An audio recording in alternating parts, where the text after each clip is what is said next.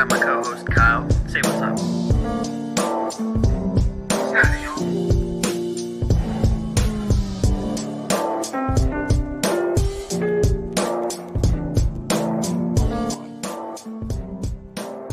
Let's get this shit going, baby. How's it going? I got the school merch on. Shout out DJ Thompson making it on ESPN. He's Acho Mind. Can't guard him. Cannot guard him. Bro had a ridiculous one-handed sit-down grab, wrap around the defender in the end zone on a deep ball. We're killing the D2 ranks, bro. ESU Warriors killing it, bro. Shout out. Hell yeah, bro. The alma mater. What's going on, y'all? It's another day on the Day One podcast. I'm your co-host, Anthony. I got my co-host, Kyle. Say what's up. What's going on, everybody? Hey, we got jam-packed show for you guys tonight. But before we get into all of that, make sure you like the video, comment, leave a comment, tell us what you want us to talk about. We'll talk about anything. Talk about water polo. Dwight Howard. No, we're not going to talk about that on this program. Dwight Howard. We're not talking about Dwight Howard's sexuality being public. Wild stuff, I know. Yeah, if you want us to talk about anything you want us to talk about, drop it in the comments. Subscribe, follow us on Twitter, like the page on Facebook, turn on post noties on YouTube so you know when we're posting. This is the golden hour of sports. Absolutely. So, hey, we got a jam-packed show for you guys. We're going to start with a looming trade that has finally gone through. We are going to get into a new segment that we're doing called Tried to Tell Y'all. And then we're going to do our picks for the week and end it with Immaculate Grid. Say hi to your mom. Hi, Mom. How's it going? Big heart. So, let's talk James Harden. I was wrong. Okay. I did not see him getting moved for what they were asking for. But he got moved. Go Cowboys. It's Dallas week. We're going to get into that. Listen, stick around. We're going to do our picks later on in the show. Please stick around because I'm going to be talking some smack. I'm sure you will be. But let's dive into this James Harden trade. James Harden, PJ Tucker shipped off to the LA Clippers. In return, they get Nick Batum, Robert Covington, KJ Martin, another player. Marcus Morris. Marcus Morris, that's right. How can I forget? And then a couple draft picks. Five. It was 4 picks to 1 swap. Yeah. Mm-hmm. So I'll let you weigh in. I have my thoughts as a Sixers fan. What are your thoughts on this trade? Where did the Sixers stand now? Does this move the needle for the Clippers any for you in the West? What do you think about it? To be honest, I don't think it does anything for either team, to really be honest with you. I like the size that the Sixers got back for Harden. My biggest concern now is you're going to rely on score first Tyrese Maxey to be your point guard, get team into the offense. And the one thing outside of Nikola Jokic, most bigs in the league need a good point guard to get them the ball down on the block, whether they're coming downhill, whatever. Joel Embiid's not the type that can really create his own shot. He can occasionally. Yeah. But he plays like a guard trapped in a big's body. It's the weirdest thing. Yeah, and he just to me he doesn't have the skill set to work from the perimeter down. So I think you need a playmaking point guard. So I think they actually take a pretty big hit there. But outside of that, I mean, I didn't think this team was making it out of the first round with James Harden or without. The size is really nice, especially for what they have out in that conference. You have to deal with, Chris Stapps, Jalen, Jason Tatum, and Giannis, Brook Lopez, Chris Middleton. Like, there's a lot of size in the Eastern Conference that they're going to have to contend with. So it definitely helps. But Robert Covington has been nothing for 2 years now. Same thing with Marcus Morris, KJ Martin, who. So like, Hey, he's a young buck making his weight. true, but is it going to matter when it comes to playoff time? No, not this year at least. I think the Sixers definitely got more deep, but again, the playmaking is a problem.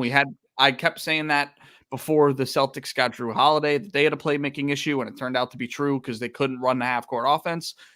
I worry about that with the Sixers unless Tyrese Maxey takes a jump in his playmaking. And so far this year, he's been doing a pretty good job at it. But now that James Harden's not coming back, now you got to take that role head on and become the number 2 guy. Because it sure as hell ain't Tobias Harris. So no, absolutely not. Yeah. I think they were more comfortable trading James Harden because Maxey's shown that he can be a number 2 guy. And that's really, I guess, what they're banking on. And he has the potential to turn into one of the league's top point guards, at least in the East. He does. For me, I don't hate the trade. I don't either. First off, finally, the James Harden saga is over for Philly. Now they can move on and retool this roster. This is the great retool. Because you got Joel Embiid is going to be up for a contract extension soon. Tyrese Maxey, a budding star. We'll see if Nick Nurse. We've started to see it, but we'll really see if Nick Nurse can really get him to develop and turn into what we kind of expect him to be. And you get a little help on the bench, but guys not really of magnitude. No. But you have pieces that if you want to go get somebody at the trade deadline, you can make it happen. You can definitely make it happen. But this is definitely a retool trade. And going into next offseason, although the free agents aren't looking that attractive, you do have a hell of a lot of cap space to play with. Yeah. To build this team. So I feel like the Sixers are in a good spot in that sense. I mean, as far as this year, they're not really going to be competing for much. They'll be lucky to make it into the first round, I think. Yep. And it all depends on Tyrese Maxey. If he balls out, then yeah, they'll definitely be in the top 8. But yeah, and then for the Clippers, this is interesting. This is very interesting. The media is out here glazing and crowning the LA Clippers as the NBA champions, and I don't understand. No, I don't either. I don't get it. You got a bunch of guys that have had their own injury struggles, playoff struggles, all on the same team. And James Harden, PG, although he can play off ball a little bit, PG, Kawhi, and historically Russell Westbrook, 4 ball-dominant guys. Now, PG can play off ball. Russell Westbrook has been playing a lot better off ball this year, but that's tough. But they still held on to their core bench guys. So the lineups that you can run are endless. And I think that's where the attraction comes into the team. Like you could have Harden running point sometimes. PG could be running Kawhi. The opportunities are endless. And you still have Zubac and Mason Plumlee as your bigs. Yep. So they look very good. It's just going to be a matter of will they fit? Will they all stay healthy? Yeah. But they definitely – I feel like they closed the gap quite a bit in the West. I'm not going to sit up here and crown them as the top dogs. No. Because we haven't seen it yet. If we get to like February, March, post All-Star break, and they've been playing together and they're just balling out. All right, I'll sit up here and say, yeah, they're the top team in the West. But I don't have a problem putting them in the top 4. I do. So my concern is I have a few issues. I didn't really get into the Clippers too much. I was sort of thinking more so on the Sixers side because I think honestly that's the more interesting one with Embiid becoming a free agent. But what is one thing that Russ, Harden, Kawhi, and Paul George have in common? And it's not being ball dominant. I'll answer. Yeah, they're all free agents at the end of this season, whether it be unrestricted or player option. So to me, I think Steve Ballmer looked at the roster and said, hey, this might be the last chance we have of making a run with PG and Kawhi. They're opening the new stadium soon. Like there's a lot coming up for them. I think this was if we're going to win, it's got to be this year. But I don't think this is the year for them. I thought 2, maybe 3 years ago was the window. I think it's been closed a while now. And another thing too, like I still like Denver over them for obvious reasons. I think the Lakers are better than them. I think the Suns do too. They just their roster fits a lot more than this team. Yeah, I think the Suns on paper are better than this team. I won't say because we haven't seen it yet, but I do think if we're looking at it, I think that's where you can have the debate. Suns Clippers. I don't. I still think the Warriors are better than the Clippers right now. The way they're playing basketball right now. Yeah. And this is without a fully healthy Draymond, and they're just dominating teams. They had that one loss in game 1, but you know what I mean? Last year, remember, they started 0-13 on the road. This year, they're 3-0. So, like, that road issue is not a problem. Chris Paul's playing incredible. Steph might be playing the best basketball of his career right now. And we'll talk about it in a little bit. But if this is the Warriors that I'm getting coming into the playoffs, I like them more than the Clippers. Yeah, they're playing really good, but the West is going to be so interesting, bro. There's just so many teams, so many endless possibilities. Yep. And this James Harden trade to the Clippers just adds to that complexity. I'll tell you what I do like, though. In a perfect world, they're all healthy. James Harden doesn't request another trade. You know what I mean? Kawhi like plays enough games, and Paul George is healthy. His load every night. Yeah, like if they get a good 60 games together this season, I really like them. My only concern is we've seen year in and year out you cannot win a championship with James Harden because he falls apart in the playoffs. He just does. And we saw last year, like you could say, well, they have Kawhi and Paul George to take that load off of them. Well, last year, Maxey was great in the playoffs. Embiid was great in the playoffs. James Harden was bad, and they still lost. Yeah. I didn't like the depth of that team either. I didn't. It takes a village to win, especially in the NBA. Mm-hmm.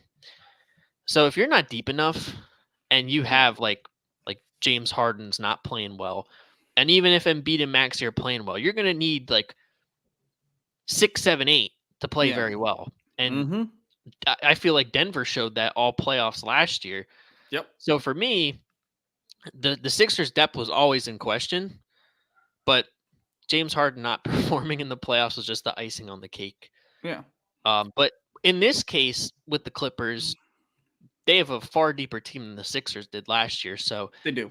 Even if he does come out flat in the playoffs, I don't think it'll be as big of a deal unless they're running it through him. Then, here's the thing, though.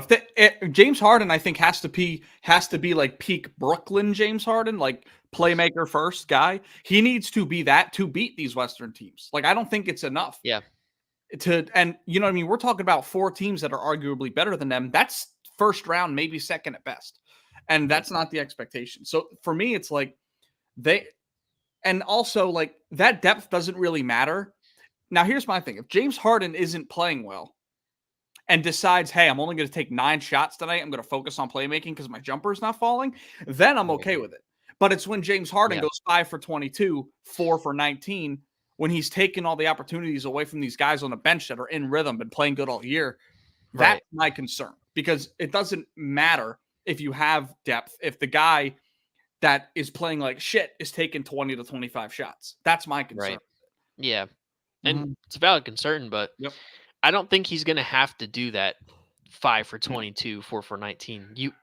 You're deep enough. You have the guys. PG and Kawhi can handle the scoring load. All you have to do is get them the ball. We thought the same thing about Maxey and Embiid, though. They can handle the scoring load.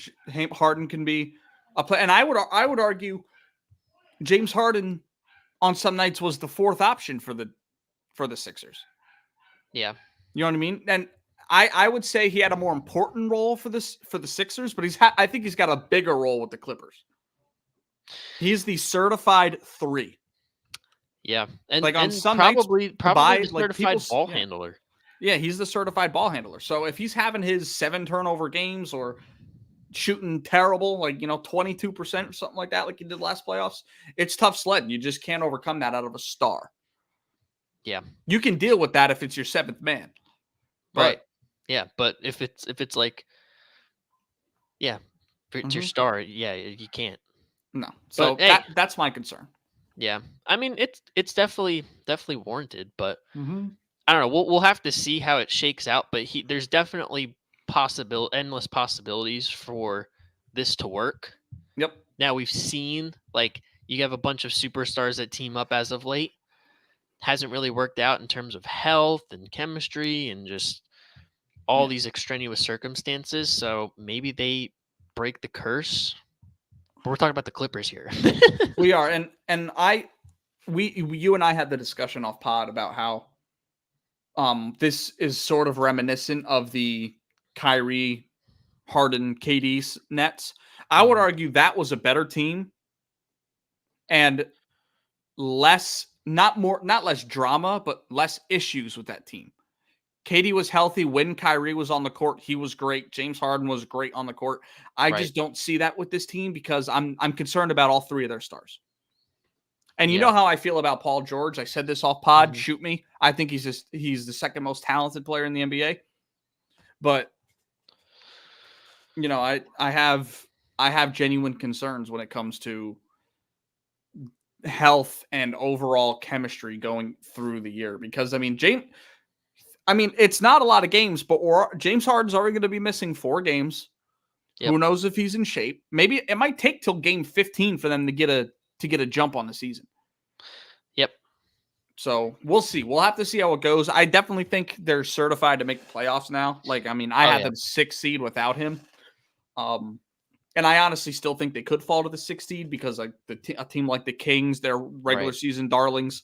So we'll see how it goes. But I'm very excited to see it on court, though. Yeah, and I hope we see it on court more than 11 games. Yeah, for sure. And that's my other worry too. You saw Brooklyn; those 3 stars only were on the court for 10, 11 games. Yep. You're seeing it now with Phoenix. Devin Booker's out. Bradley Beal's been out. It's been all KD. And then at some point, KD is going to be dealing with some stuff, and it's going to be Devin Booker. Yep. So I hope that they don't have that issue, but it's obviously a concern. I mean, and we're talking about a group of 3 guys that have had their fair share of injury history too. Yeah. So I don't know. We'll see. Definitely going to be interesting. I think the Sixers are in a good spot to retool. I wouldn't say blow it up and rebuild because you have a good core 2 stars in Embiid and Maxey, especially if Maxey develops into what everybody believes he can. You just go out there and get like a Chris Middleton type player and then surround them with a deep bench. And I think that's enough to go get you one. I think so too. My biggest concern is that Embiid's already has been discussing ideas of leaving the Sixers. And if they go out in the first round, like we probably expect them to, why would he stick around? Because they've gotten worse every year. You know what I mean? Right. That's my concern with it. But hey, if Maxey can develop and Tobias Harris plays well in that new 3rd option role, and they've got some guys on the bench that he's been playing pretty good. He has been, and this isn't a shot at Maxey. It's just for them to win a championship in the East or to even get to the like the second or third round, Yeah, he's gonna have to step up. Yeah. Yeah, because they have to play the Bucks at some point, and they have to play the Boston Celtics if they're gonna make a run. So, we'll see. We'll see how it goes, brother. Yeah, but hey, thank God it's over. Smell you later. Yeah, we'll catch you in the next edition of James Harden Requests a Trade next season. On the next episode of Dragon Ball Z, James Harden trying to trade his way to the Lakers. Yeah. Yeah, we'll see. All right. New segment time? Absolutely. All right, bro. Let's get into it. I'm very excited. Me too. Let's do it. So, this was a surprise to Ant right before the show. Sure was. Okay. So, as y'all know, well, you may not know because we do it a lot more off camera than we do on camera. Yep. Him and I put a lot of bets together. Every night, we're currently working on the $10 to $10K 10-day challenge in sports betting. We've been working on it. We've probably hit 10 parlays in the last, maybe more in the last 2 weeks. Right. So we're on one right now. So every time we put together a parlay and like I'm unsure about something or you're unsure about something and that parlay hits, I tried to tell y'all. Josh Giddey's going to get 4 assists. I tried to tell y'all about a Kevin Durant 3. Yes, try to tell y'all. So this is us bringing it to you. This is our try to tell y'all performances of the week. Okay. So drink it in. What do you think of the list? These are the 3 guys I picked from this past week. I wanted to surprise you with it, so I didn't get your input, but I want to know your thoughts. So I'll run you through it. Luka Doncic, obviously 10-27. This was his 49, 10 rebound, 7 assist game against Brooklyn, where he hit 4 threes in the last 2 minutes of the game and hit the game tire that put it to overtime. This was that game. Mm-hmm. Okay. Fair. I think that deserves to be on here. I agree. Okay. Will Levis, first career start, had an incredible performance. Mm-hmm. 4 touchdowns. In the Oilers baby blue, too. In the Oilers baby blue. I thought it was incredible. And to me, for a guy that fell in the draft that had to deal with that embarrassment next to his smoking hot fiance. Ex-fiance. My bad. My apologies. Not updated on the hitting him up. Hey, big head. I'm not in tune with the Will Levis propaganda. So my bad. Hey, the Mayo man balled out. Let's just say that. He 4 touchdowns. Did. DeAndre Hopkins looked like D-Hop. Mm-hmm. Yeah, to come in as arguably the 3rd string quarterback on that team after falling in the draft, to make a start on a team where you have literally no expectations whatsoever, to put on a performance like this in your first career start, that's incredible. And it looked great. Some of the throws were incredible. I mean, obviously, you couldn't have even seen any of the throws just looking at that stat line for a first career start guy. It's pretty awesome. So I had to put him on this list. Yeah. No, I love the Will Levis love. And I know a lot of people did not expect him to come out and ball out like that. But hey, the Mayo man is the Mayo man for a reason. Absolutely. And I think he probably won the job for the remainder of the season. I agree. Rabe said he's starting next week against the Steelers, tomorrow against the Steelers. So yep. I believe so. I think they have something with Will Levis. I think they definitely do. It's just going to be a matter of him developing and them surrounding him with some talent, which kind of tough that Tennessee is the place of all places because they like to give away their talent rather than keep it. So, well, my whole thing is I think he's in a really good situation. I do too. Like it's different if you have a roster that's ready to compete with a quarterback that's ready to compete. Now you have a rookie quarterback that you think could be something. So it's okay to blow out and get rid of the older talent that you have on your team, get the assets, and try to build this team while he's on a rookie contract. Yep. You know what I mean? So I actually really like where they're at. They're not going to win shit the rest of the year, probably. Unless coaching overcomes bad talent. which very well could happen because I feel like the Titans have done that year in and year out. Remember, just 2-3 years ago, the Titans were in the conference championship. Yeah. So I think he's in a great spot for him. Great coach. He's not in a big market, so there's not a whole lot of BS happening around him. Right. I think it's a good spot for him, especially for a guy that comes in with like he had this ego about him in the draft stages. So I think it's perfect for him, honestly. Yeah, I agree. Yep. And it's good that he's finally getting his shot. They definitely got one with Will Levis. They did. We'll see moving forward how this turns out. Everyone tune in to Thursday Night Football tomorrow to find out more. Yeah. On the next episode of Dragon Ball Z, Will Levis throws for 400 yards and 6 touchdowns. Facts. Will Levis breaks the all-time passing record in week 2. All right. Then my last performer. This might be a little bit of a homer pick, all right? But we spoke about it earlier. This is my I tried to tell y'all player. I said that he was going to win the MVP this season. And what does he go out and do? 42, 34, 24 with 18 of them being in the fourth quarter. And then this 41 performance to start the year. On the road in Sacktown like the Bean. Yeah. I watched this game front to back. The Warriors were down in going into halftime. Steph only had 13 points. He scored obviously the rest in the second half. It was an incredible performance. He actually started 0 for 3 from 3 and then hit 7 straight. Wow. Which is awesome. And he has been awesome. This isn't even the game where he absolutely destroyed Dylan Brooks. Yeah.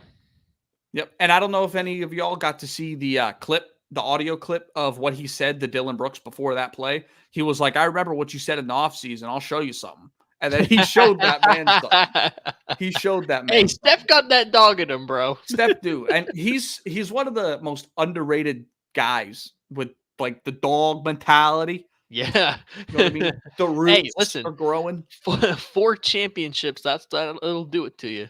Yeah, that'll do it to you. And it's crazy that it's crazy that LeBron's doing what he's doing, but for a small point guard, a guy that was injury prone way early in his career and has been small even for his size, to put on the weight that he did, the muscle the last 5 years, and to really elevate his game to a point where I think he's playing better than his MVP seasons. Yeah.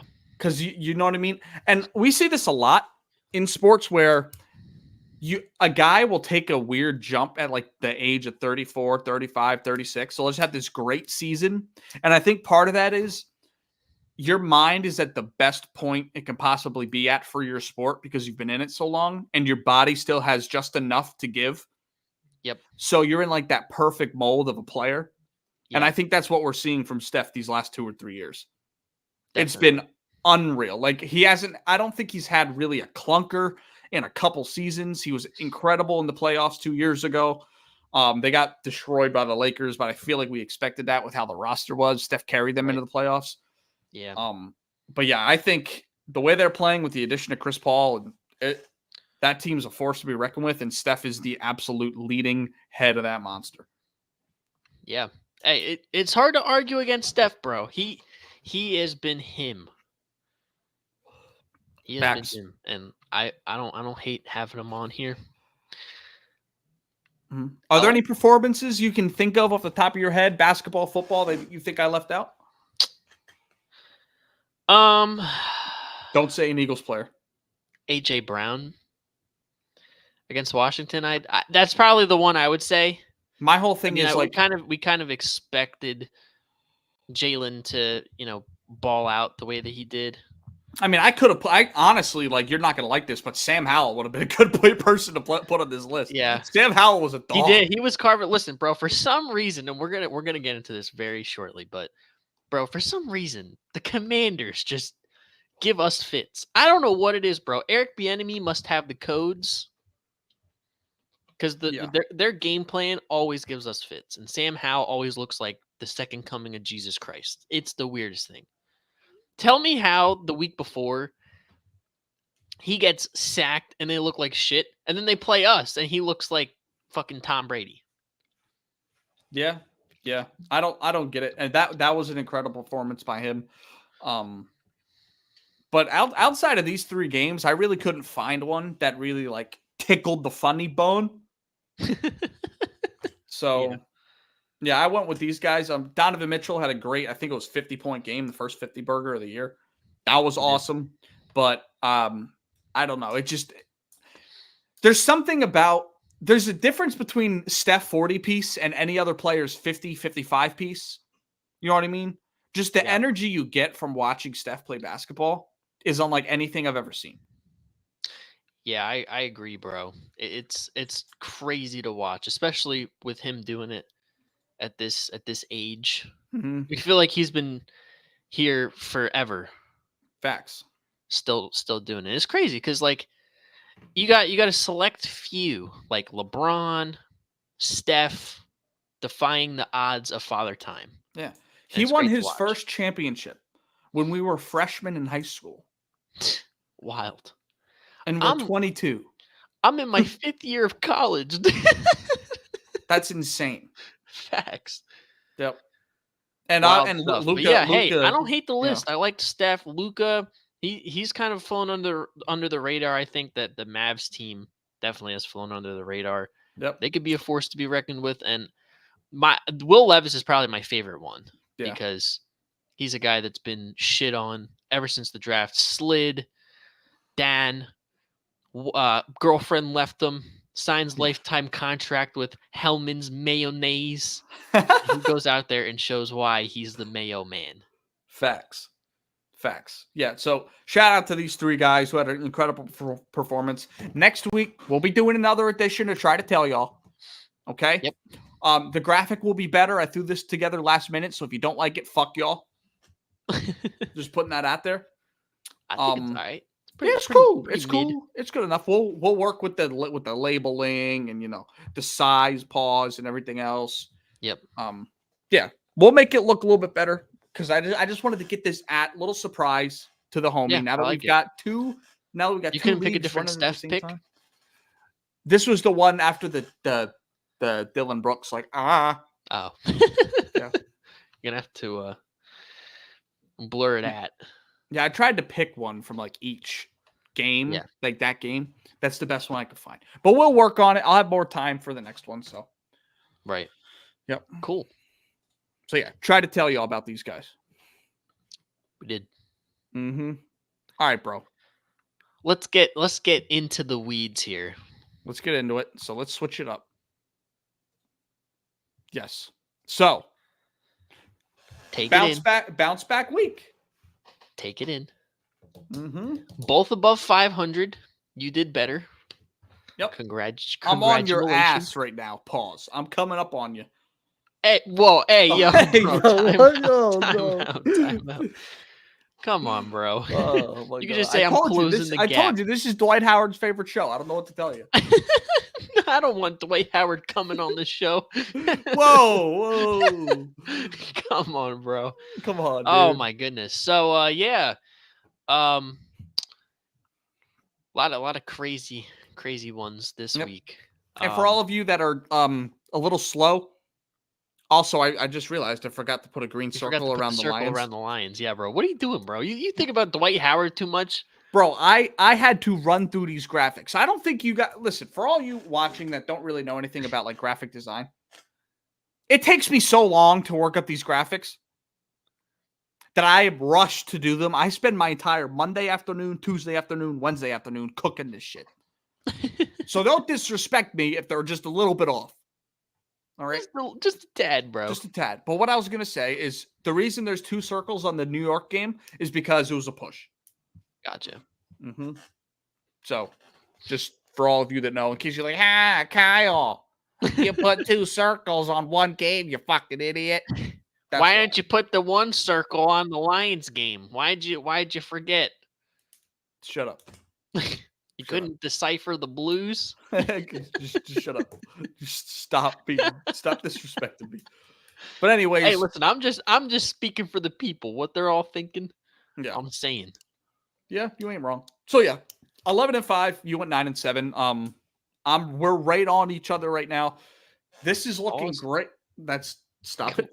No, you made that one weird. Let's just Neck and neck. reset. Pause. Reset. No, bro. All right.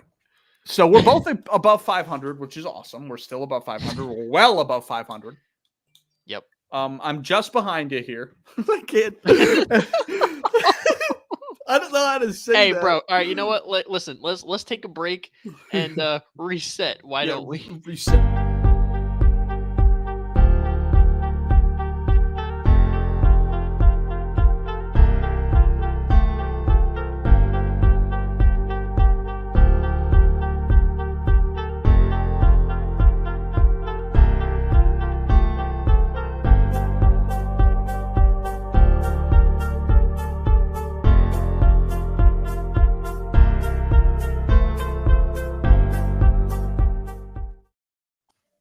Anyways, Howdy.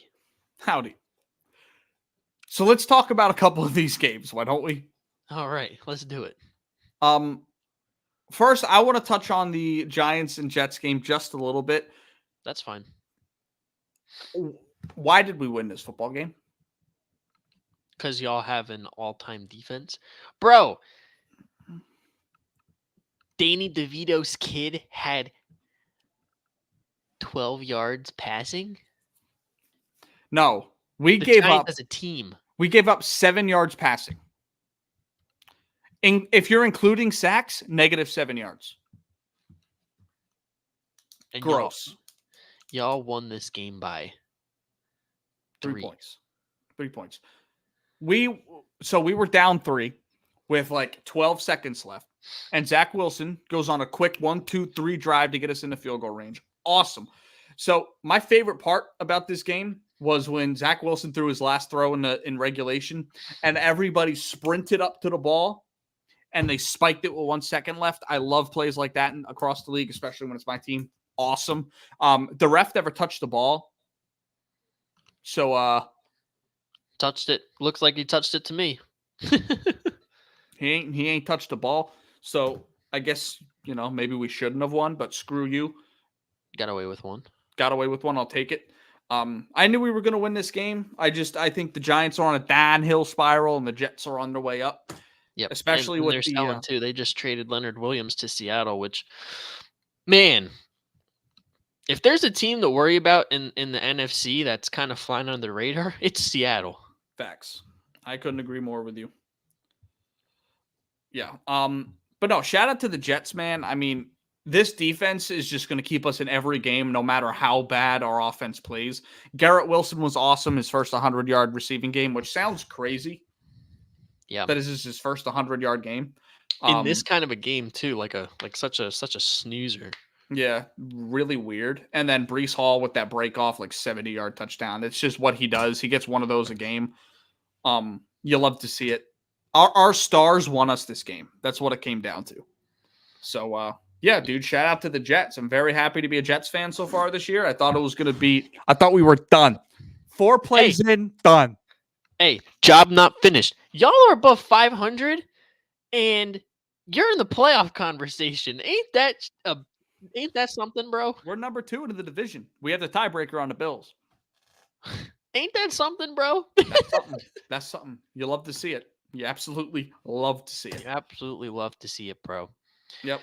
I mean, we could touch briefly on the Vikings-Packers game. Kirk, done for the year, torn Achilles, feels bad. They did just trade for Josh Dobbs, though, but it doesn't seem like he's starting this week. No. Because Kyler Murray's coming back. Yeah, he is. So yeah, I'm excited to see him play. I'm interested to see what the Cardinals are going to look like because they've been like in a lot of games this year.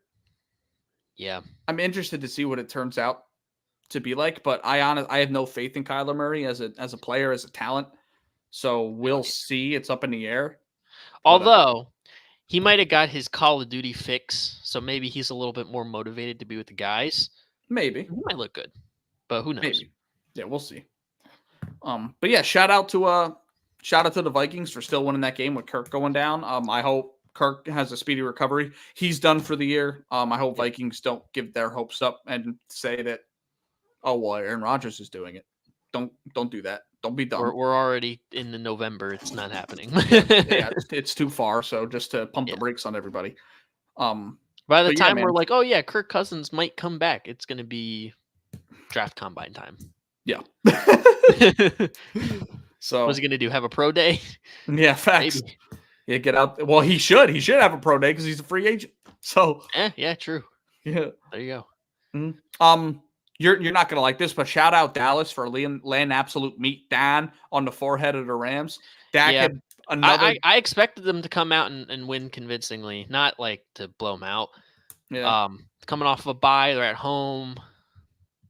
This is one of those games that I felt like they could get, and hey, they did their thing. Crazy first quarter.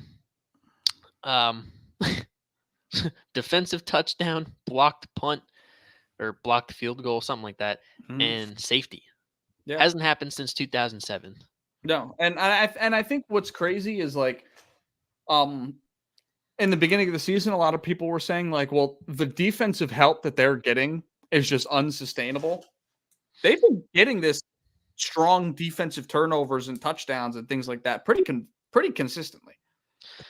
Yeah, I still fall in that camp of it's not sustainable, because when you start playing teams like that are worth a shit, like we saw in the 49ers game, because we consider them to be worth a shit. Yeah. There was no turnovers, and then Dak had to win the game, and obviously it didn't happen. The Niners defense took the game over. Yeah. So I mean, I feel like against good teams, it's not going to be sustainable. But when you play teams that aren't as good, sure, you can front run them a little bit and use it. Yeah. We'll touch on the Eagles Commanders game a little bit. Another one of those games where I'm screaming at my TV at the top of my lungs. Why the hell we were looking so bad, bro? I hate the fucking Washington Commanders, bro. My hate has been growing and growing and growing, like daily, bro. For some reason, whenever we play Washington, they look like the fucking 07 New England Patriots. Facts. Eric Bieniemy has the nuclear codes. Sam Howell looks like a Hall of Fame quarterback. Terry McLaurin turns into fucking Randy Moss. It makes no sense, bro. We were down double digits in this game once again, and Jalen Hurts put the team on his back and got us back in the game. Had a huge pick. Shout out my boy Reed. I tried to tell y'all about Reed Blankenship. Let's talk about that. You did try to tell y'all. Tell y'all. He's tied for the team lead in interceptions with Slay at 2 picks. He's having a good game, or a good season so far. Kevin Byard didn't really do much, but he wasn't like garbage. You know, First 5 days in the system, it's gonna happen. Yeah, no, he didn't make any like flashy plays, but you know he wasn't out of position. He looked fine, and it'll come with time. I feel like he's gonna look a lot better this week. I mean, AJ Brown broke the record for most consecutive 125-yard games. Shout out AJ, and shout out Julio Jones. First Eagles touchdown. I never thought I would see the day that Julio Jones is catching touchdown passes for the Birds. Yeah, it's kind of wild. I know. And Jalen Hurts talked about it in his presser too. He's like, I never thought I'd see the day that I would be throwing passes to Julio Jones, but here we are. Yeah, facts. Yeah, it's pretty nuts. Yeah. I mean, to be quite honest, this was probably Brian Johnson's best game as an offensive coordinator, and Sean Desai's worst game as a defensive coordinator. It's kind of crazy how the roles switched, because usually I come up on here and I'm giving Sean Desai all the flowers and I'm just shitting on BJ, but it's the other way around. The one thing that I hated though is that we were kind of pass heavy, but hey, we proved that we can get it done in the shootout format. I just wish Kenneth Gainwell would be off of the fucking field and we would put either Rashad Penny or Boston Scott in his place, because I don't see what they're seeing. I don't know what they're seeing, bro. No, I have no He's idea. not effective in the red zone. He fumbles at the 1 yard line. And then Nick Sirianni goes out and says, well, he's our number 2. You know, it's the whole picture. You guys don't see what he does at practice, blah, blah, blah, blah. Do you not see how shit he's been in the red zone? Why are we taking DeAndre Swift out of the game, bro? Practice don't matter unless you do it in the game. That's what I'm saying, bro. Listen, when I played hoops in high school, bro, I would be unconscious from 3 in practice, bro. I'd be like 6 for 7 in practice in like a single scrimmage. Then we get to the game, and I'm out here shooting like what, 2 for 6. It don't translate. I mean, it translates to some extent, but damn, bro, are you sitting on here putting yourself on blast, saying you're not a performer in the clutch? Is that it? No, because I've had my clutch performances, but I'm just saying, listen, right. There have been instances. So hey, do me a favor. Win an NBA Finals and tell me you're clutch. Let me get on a college team first. No, but yeah, I don't know. I don't see what the Eagles staff is seeing in Kenny Gainwell. And then he, in the DMs at halftime with a fan telling him to get his shit together. Bro. Yeah. Really? I think you're trying to win the game. I think get off your phone. Yeah. Bro's just down bad right now. I think that's really all it comes down to. He's not playing well. Yeah. And you know what I mean? This is a guy that doesn't really have like a stature in the league. So when you're getting shit on, it's very hard to take it. Right. Especially when it doesn't make sense to defend yourself, because like that makes you look like even more of a bitch. So I mean, yeah, I don't know. But hey, I mean, if my whole thing is, if it's not Kenny Gainwell, like I still think Kenny Gainwell is a better back overall than Boston Scott. I think you play Kenneth Gainwell just off the raw talent. Yeah. And I guess they trust him situationally, like in the pass game, because you saw in the 2-minute drive at halftime, he got like 5 passes in a row on the sideline. Yep. Which is cool. He's wide open and there's nobody over in the flat. So like, yeah, of course he's going to look good there. But yeah, my whole thing is just the way he runs.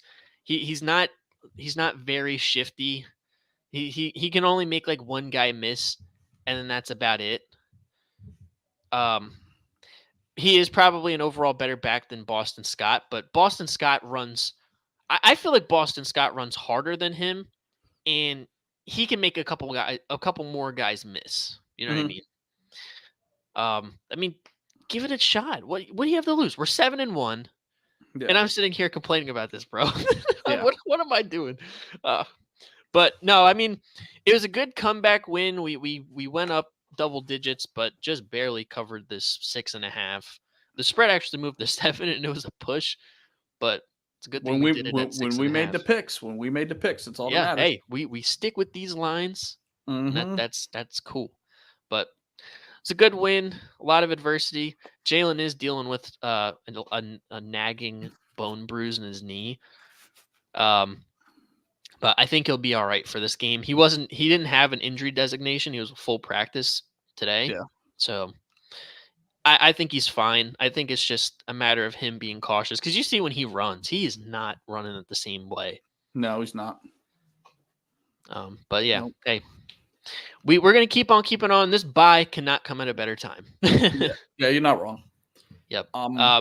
Before we get into the other picks, let's talk about this Bengals-Niners game.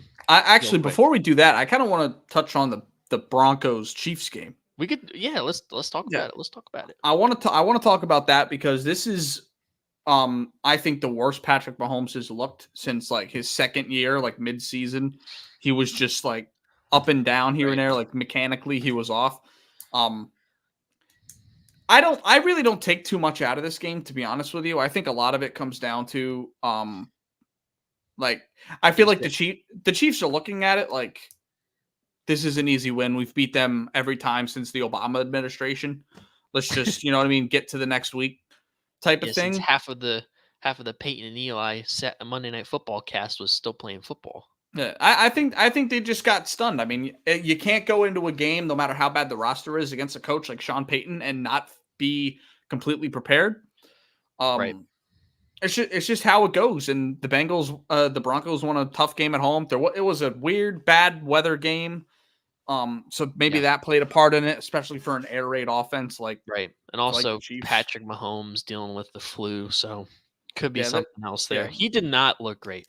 He was forcing the ball to Travis Kelce and just was not looking good. Yeah, it didn't work. It didn't work this time around. And that's okay. Every team suffers a bad loss once a year. The Eagles to the Jets. You have the Chiefs to the Broncos, the Chiefs to the Colts last year. Like and the Eagles to the Commanders last year. So it's gonna happen. Right. But my confidence doesn't waver. Mine either. It's the same thing like when we lost to the Commanders last year. It was just, it's a look yourself in the mirror type moment, and you just gotta lock back in. Because when you're winning, you lose focus of what really matters. So once you get that L, you really gotta humble yourself, because you don't want to lose 2 in a row, especially for a team like Kansas City. Because now they are toe to toe with teams like Jacksonville, Miami, Baltimore, and they are some pretty stout teams. So you definitely don't want to fall behind in that conference for sure. The Bengals-Niners game was, for me, it was a shock. You picked the Bengals to cover and win, which I saw both sides of the coin. I didn't see the Niners dropping 3 straight. I tried to tell you. Shut up, bro. Listen, bro. I didn't see the Niners dropping 3 straight games, and they did going into the bye. Yep. I just think the Bengals are the more hungry football team right now. That's really, to me, all it comes down to. They wanted it more. They did, and they balled out. Yeah, they did. The Niners did trade for Chase Young. They gave a conditional 3 to Washington. Again, just makes my hate grow more and more for Washington. Like, okay, you hate our guts. You act like every matchup we play is the Super Bowl because y'all are down that bad. And then you got to trade your best defensive player to the ops, bro. What the hell? Yep. I mean, looking at it though, they have more needs than pass rush. I mean, the pass rush has been struggling as of late, so adding a guy like Chase Young definitely helps that out. But I don't know, bro. I'm not that high on their secondary, and they were getting cooked. Yeah, but my whole thing is that it is also Joe Burrow against that trio of receivers. I mean, there's not a defense in the league, maybe outside of mine, that can slow that down. That's what I'm saying, though. It's the same thing about Dallas, though. Like we see them play these teams that are like second, third tier. When you play teams like Cincinnati and Philadelphia and Kansas City, and maybe even Jacksonville, you're gonna have to not have glaring weaknesses. And they'll get exposed. Which is fair, but I could say the same thing, like back and forth. Like every great team is going to exploit the other team they play's biggest weakness. It's just going to happen. Right. And the Bengals did that better than the Niners did this week. I think that's really all it comes down to. Like the Niners need to start winning games now. I don't really lose faith in them moving forward still, because I think they're still in good position. They'll make the playoffs. I'll still pick them over the Seahawks and probably the Lions, just because I've seen it before with them. Yeah. So I'm not too concerned. I think if they drop another game, or Brock Purdy, even if they win and Brock Purdy is just not getting back to what he was, I'd have some concerns. But I'm not going to really kill them for losing 3 straight, and that third one being against a hungry Bengals team. You know what I mean? Because listen, as a team that I'm not saying that we do, but the general media wants to look at as the favorite to win the Super Bowl in the entire NFL. You cannot lose 3 straight games. No. 2 is like, oh my God, are they for real? That's or are fair. they just fraudulent? That's fair. You cannot lose 3 straight. And I understand they're without Debo, they're without Trent Williams. Yep. But Trent Williams is big. Trent Williams he's a huge loss, but still, bro. I mean, We glaze the living piss out of this team about being the best coached and the best talented in the entire league, blah, blah, blah, blah, blah. And you mean to tell me you can't find a way to battle through this adversity? I think they will moving forward. Again, like they lost yeah, two they straight, will which once they come back. Yeah, 2 straight is bad, but I'm not going to kill them for them having to play a hungry Bengals team and it just so happened to be after two straight losses. Like I'm not going to kill them for that. Like yeah, but listen, if you're a team that has Super Bowl aspirations and you go down 2 straight games, you should be hungry to get back in the win column. That's true. You they should be. You're not wrong there. Doesn't matter how hungry the other team is. You got to come out and perform. Yep. And I again, they were without Debo. They're without Trent Williams. Tough loss. I get it. Yeah. But that's the thing about team sports, bro. Next man up. And that's where the coaches really get in their bag and, show their true colors. And, I do think it's a crazy stat. Go ahead. I think they're teetering on fraudulent. I don't think they are. I think they're still right where I thought they were. Like not every team's going to win 14, 15 games. They're still number 2. I understand that. They're still number 2 in the conference for me just because I don't think there's any other team that's on their level despite losing 3 straight. I think Seattle's closing the gap. They could. They very well could. They might finish with a better record. I still like the Niners more just because I've seen it with them. I'm going to take the experienced team 9 out of 10 times over the inexperienced team. It's just how it goes for me. Yeah. I mean, Pete Carroll is experienced, but you're trusting Geno Smith do it. You're trusting Geno Smith against, I mean, yes, that defense hasn't been playing great, but you're trusting Geno against that defense. I'm sorry, I can't do it. You also trust in Brock Purdy. True, but you know what I mean? True, but I trust everything around him. That's the thing though. Like, yeah, we trust everything around him, but do we trust him? I feel like he's regressing back to the mean. He could be. He very well could be. He started his career 11-0, hadn't dealt with a single bit of adversity, hasn't looked bad at all. And now he hasn't been looking as great, bro. And I understand, again, that he's dealing with injuries and stuff, but again, if you're really like that, you got to find a way to elevate your guys. Well, we're not you and I aren't people to think that he's like that. You and I think he's in the same realm, like probably fringe top 10, right?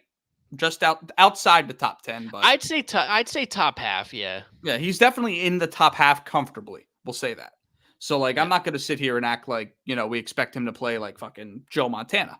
But like I'm not going to. Yeah, I do think it's really bad time. It's really bad timing for the Niners right now, who lost Trent Williams. I don't think Christian McCaffrey's completely healthy right now.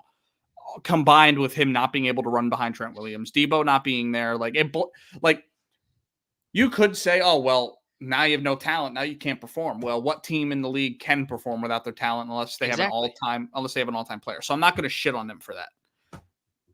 Yeah, but I mean, for the standard that the media is holding them to and the pedestal they're putting them on, you have to perform, even if you have your talent out. You got to find a way to elevate your second team guys when they step into these roles.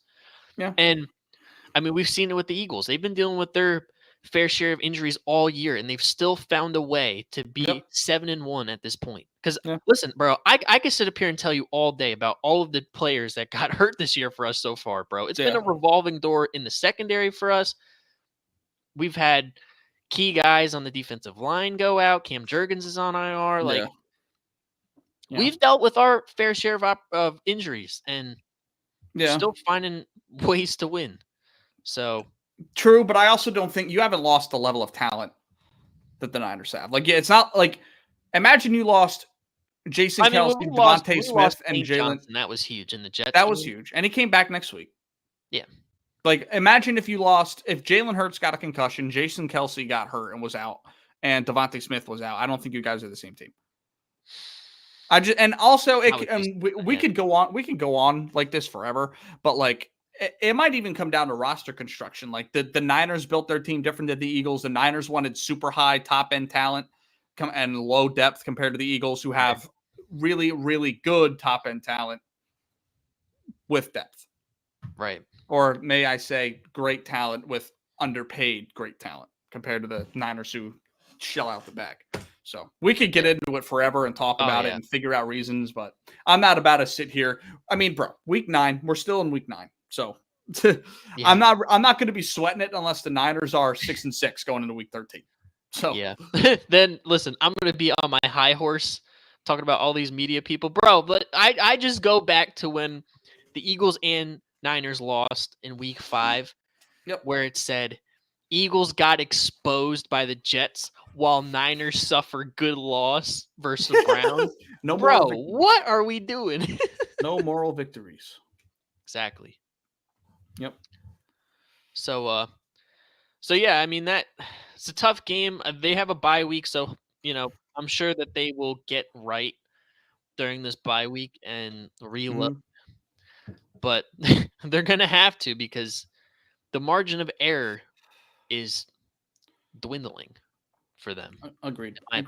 And we'll see. They're already a game behind Detroit. They're in a domestic dispute with Dallas and Seattle for playoff position. Yep. They're running into a perfect time for a bye.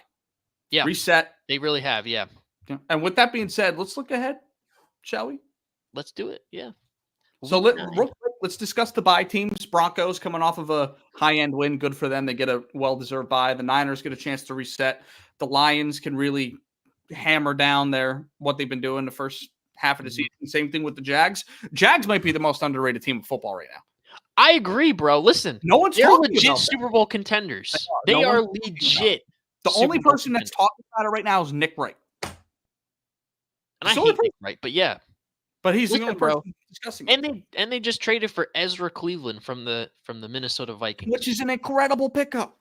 And know. No one cares. I don't understand it. Maybe because it's the Jags and they have a history. I don't know what it is, but I don't know, bro. Hey, but listen, shout out Doug Peterson. Shout out Trevor Lawrence, Etienne, the defense. Yeah. Josh Allen might be top 3 DPOY guy through 8 weeks. Yeah. The best Josh Allen on the They might give Kansas City, if they meet Kansas City second, third round of the playoffs, they might give them a run for their money. Yeah, they have the best Josh Allen in football right now. You're so disrespectful, bro. You know how I feel. But I'm right. I'm right.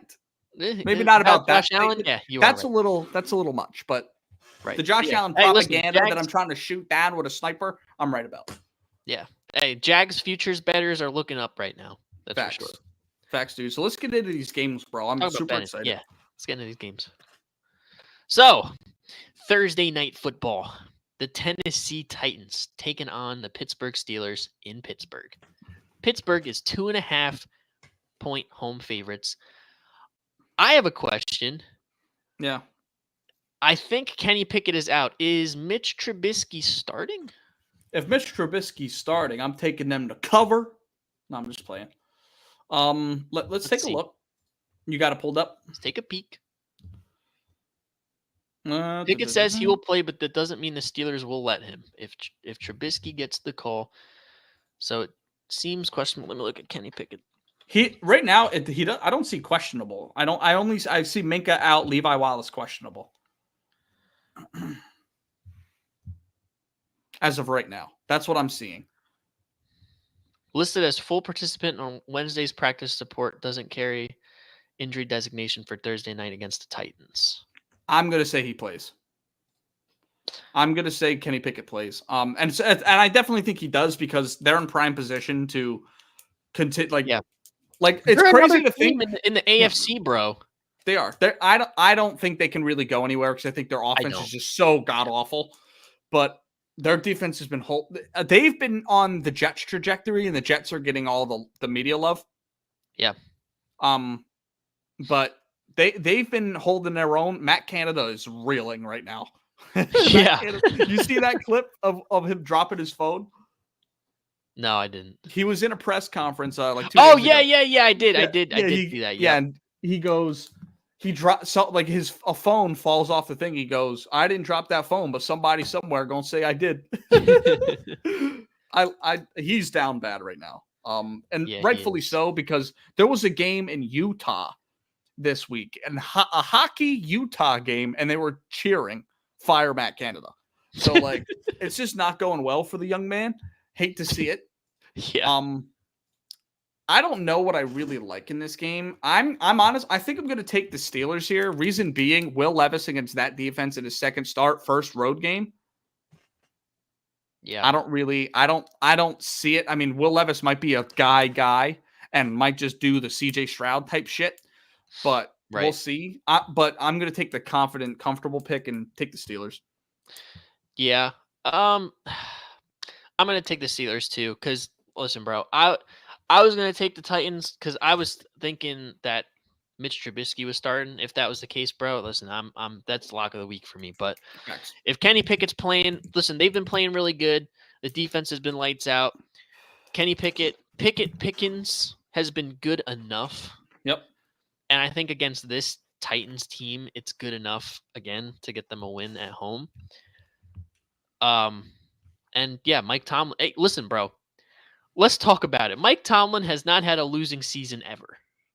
No. And he's continuing the streak. It doesn't matter. Listen, he's got plumbers and electricians playing on offense.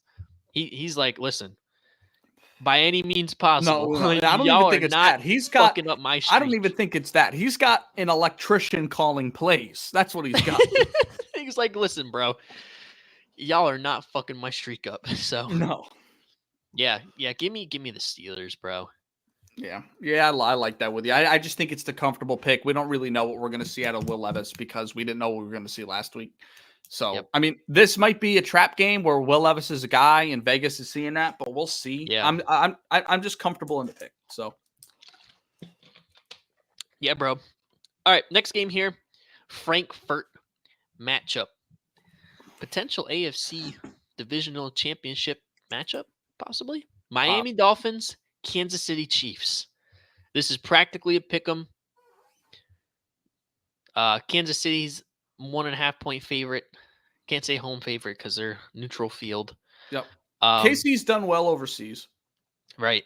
I'm going to take the Kansas City Chiefs here. I'm with you. They took a tough loss last week. Pat Mahomes was not him. Mhm. But I think this week, like we mentioned earlier, this is kind of like a look yourself in the mirror type game against Miami, who got right.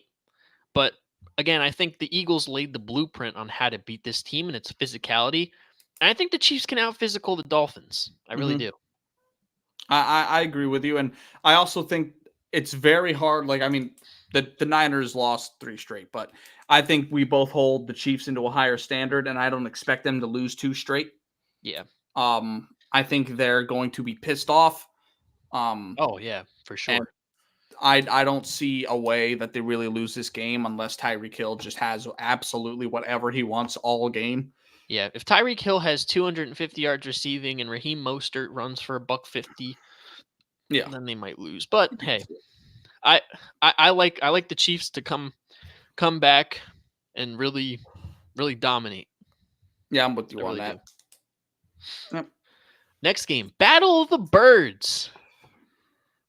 Potential consolation Super Bowl matchup here. Seattle Seahawks going into Baltimore. That's reaching. That is reaching, bro. I said consolation. I didn't say the actual Super Bowl.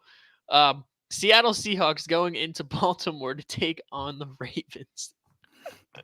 Ravens are 5.5 point favorites at home, bro. This line is weird. This line is like so odd, bro. Because last time we had a line look like this, the Lions came into town. 3 point favorite or underdog. Yeah. And just got smoked. Do we expect Leonard? It's and arguably, in my opinion, a better team. Yeah. You think the Seahawks are better than the Ravens? The Lions. Oh, okay. Better than the Lions. This is tough, bro. This is real tough. I don't know what I want here. Dude, this line. I think I'm going to take the Seahawks. I would probably expect Leonard Williams to play. Might be limited snaps, but I do think he sees the field. I mean, he's got plenty of time. It's Sunday, and he got traded. What was that? 2 days ago, so Tuesday, or yesterday, Tuesday. So yeah, this game's just weird. I do feel like these teams are pretty even overall in the grand scheme of the league. Like if it was 3.5, I'd probably like the Ravens, but I think because the line is just so large, it's really not that large. But I don't know. There's Right. some. I think the FanDuel guys are trying to play us on this one, so I think I'm gonna take the Seahawks. I'm gonna play their game. I'm gonna take the Ravens. Okay, They've been shocking a lot of people. they have been. Lamar's been good. Lamar's looked a lot better. Mm-hmm. And you know, if Leonard Williams, sure he got traded on Monday, but shipped from New York to Seattle, back to Baltimore, it's going to be a lot. And they're also, you know, making the trip east. Yep. Who knows? Baltimore's been playing really. I mean, they've both been playing good. They just had a big come from behind win against the Browns at home. Yeah. So I don't know. Hey, give me Baltimore. Okay. I'm not mad at it. Again, this is a weird line. Yeah. I don't think either of us will be surprised if the other one is right. Well, Yeah. so we'll see. We'll see what ends up happening with this. Yep. Next game here, barn burner. Arizona going into Cleveland to take on the Browns. Browns are 7.5-point favorites at home. No clue who the starter will be. If it's not Kyler Murray, it sounds like it'll be their rookie quarterback. I don't even know what his name is. Yeah, let's not even play that game right now. With that being said, I'm taking Cleveland at -7.5. I think their defense is just too good. PJ Walker's been playing very good, and I think, you know, he'll be able to do his thing against Jonathan Gannon. And then, you know what? Fuck you again, Jonathan Gannon. Fuck you.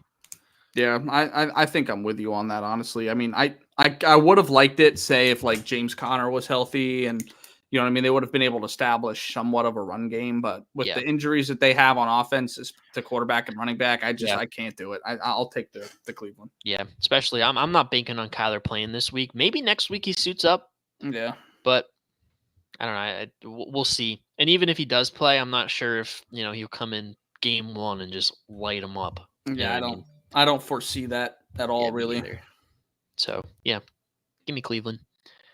Next game, Tampa Bay Buccaneers going into Houston to take on the Texans.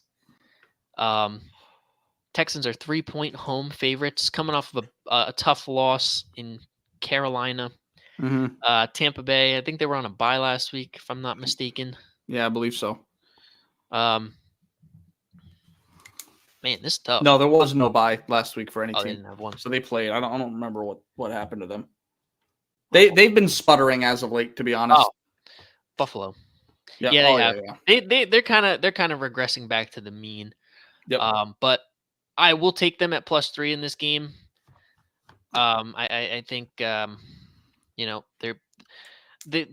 they're talented enough to take advantage of CJ Stroud as a rookie. Defensively, it might be a grudge match, to be honest, but I like Mike Evans and Chris Godwin against that secondary, and Rashad White to get off the rock. Yeah. I'm going to take the Texans mainly just because they're at home. I think these teams are pretty similar. I think Tampa Bay has the more raw talent, but I'm going to take probably the better quarterback. So yeah, I'll take Houston. No reason for it, but I'll take it. Just because why the heck not? Yeah, just because I want to be difficult. How about that? Fine. That's cool. Next game here, the Chicago Bears heading into New Orleans to take on the Saints. Saints are 8.5-point home favorites. Tyson Bagent starting. Yep. For Chicago. Give me the Saints. Yeah, Tyson Bagent in a dome is not that great. the Bears have not been that great, and against another tough offense on paper in Derek Carr and Olave and Michael Thomas, Alvin Kamara has been an absolute beast. Yeah. It's a get-right game for the Saints, I believe. So, at home, yeah, I think they take care of business. Yeah, you're probably right. I know I'm right. Yeah, Tyson Bagent against that defense on the road, that's kind of tough. I think this could be a really gross game. Like this could be something like 17-3, to be honest. Could be. Yeah. Yeah, I'm with you on that. I like the Saints in this game as well. Yeah. All right, next game here. Minnesota Vikings going into Atlanta to take on the Falcons. Falcons are 4.5-point home favorites. I'm riding with the Atlanta Falcons at -4.5. Taylor Heineke is the starting quarterback. Desmond Ridder, finally, it's about damn time, bro. He can finally do his full-time gig of DoorDash driver. Yep. Finally. I think Taylor Heineke is a much better quarterback than Desmond Ridder. He elevated Washington to a certain extent. Yeah. That I think he can do with Atlanta. They got a good enough defense, and they got enough targets around him. Yep. And Drake London, Kyle Pitts, Jonnu Smith, Bijan Robinson. Taylor, I think Taylor Heineke can eat. And we saw when he came in last week for Desmond Ridder, he looked a lot better. In my opinion, I think he makes the Falcons a wild card team. Really? Yeah, bro. Listen, the NFC outside of the Eagles, Seahawks, Niners, Cowboys, yeah, is so wide open that I think Taylor Heineke is good enough to sneak him into a 6-7 spot. And they're currently leading in the NFC South at 4, but they could very well flip to 5-6. But I don't know, bro. They've been playing good. The Vikings are in that mix, but they just lost Kirk for the year. And yeah. Justin Jefferson will be back. The Rams have kind of been underwhelming as of late. Yeah, bro. I don't know who else. I mean, the Commanders. Nah. Yeah. Nah, you're probably right again. I know I am. Yeah, give me Atlanta. I think Taylor Heineke hands the Vikings a comfortable L. Okay. Yeah, I'm not mad at it. I'm gonna ride that with you. Pause. We don't. I said ride that with you. Oh. Yeah. All right. Hey, good shit. Good shit. I wasn't listening correctly. Yeah. Your mind's on other things. You're thinking about Dwight Howard. No, I'm not, bro. Get the fuck out of here. We don't know what we're getting from the Vikings moving forward. They're done. That's a wrap. Kirk's gone. Jetta's still on IR. It's really not looking good. So I'm with you. This Atlanta knows what they are at this point, and the Vikings are absolutely reeling. So I'm gonna take that with you. Yeah. Next game here, the Los Angeles Rams heading into Lambeau to take on the Green Bay Packers. Packers are 3-point home favorites. No Matthew Stafford. Yep. Who is starting for the Rams? Bro, this is the craziest shit, bro. Everybody's starting quarterback just like poof. Facts, dude. What is going on? I'm going to take the Green Bay Packers here. I mean, we know the stability at quarterback. Jordan Love's been there. I mean, they just traded Rasul Douglas, which is a tough sell. Mm-hmm. And one could make the argument that the Rams defense could keep them in this game, but I don't know what to expect from their quarterback coming in. Yep. And yeah, I really could not give a shit about this. So give me Green Bay. Now I'm gonna take that argument that you made for me that the Rams are gonna keep them in this game. I think they probably outright win. The Packers have been just bad, dude. They've been bad. Even without Matt Stafford, like it makes me sweat a little bit more. But I don't see anything I like out of the Packers. Like the running game's been piss poor. The defense has been mid. Jordan Love is, I don't think he's a guy at this point. So I'll take the Rams, dude.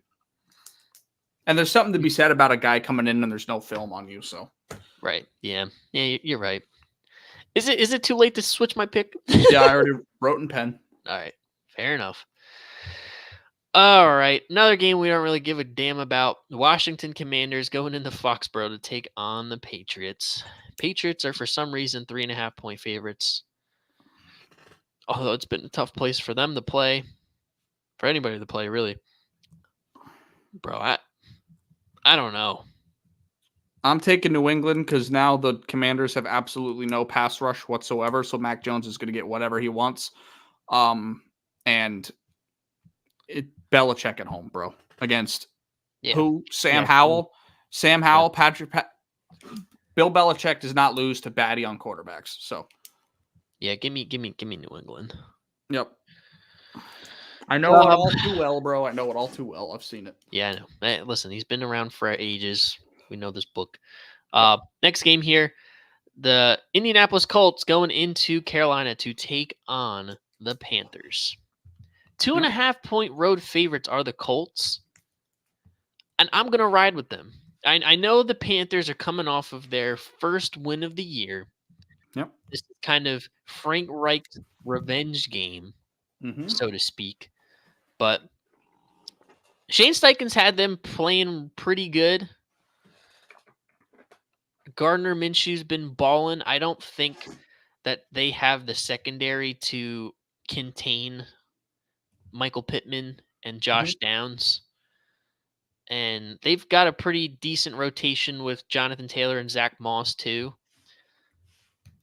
And yeah, I'm just not high on the Panthers. I know Adam Thielen could be the X factor in this game. Miles Sanders lost his starting job to Chuba Hubbard. Yeah. Who? And I like the Colts. I like the Colts defense to rattle Bryce Young again. So yeah, give me the Colts. I'm actually going to take Carolina. I think. Okay. I don't know why. Just because we need some differences. No, not even that. I feel like arguing with you. I guess. I guess so. I'm gonna just take Carolina. Do it. Fuck it. Why not? Bryce Young is him. Yeah. Sure. We'll do that. We'll make that argument. Bryce Young is him. That's my argument. Yeah. Right. All right. Yeah. Next question. The New York Giants going into Vegas to take on the Raiders. This is a pick'em. Raiders are favored. Yep. Although they have literally cleaned house, benched Jimmy G, fired Josh McDaniels, fired their GM, fired their offensive coordinator. I don't know why the defensive coordinator is still there because they bad on defense too. They've been playing decent as of late, though. Decent. True. I just figured he wanted to completely clean house. Yeah, true.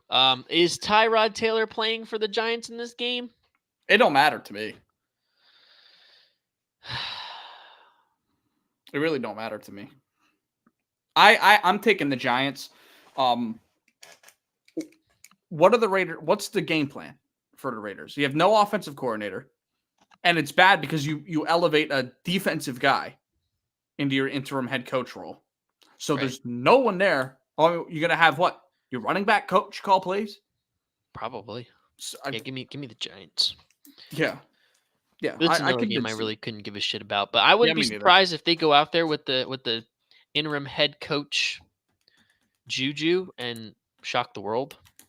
I wouldn't either, but I don't see it happening. I don't think the Raiders are a good enough team to really do that. Yeah, no, I agree. And Aiden O'Connell probably starting. It's been tough, bro. The Raiders. The one thing I will say, Aiden O'Connell gets Devontae Adams the ball. Yeah, I will say that.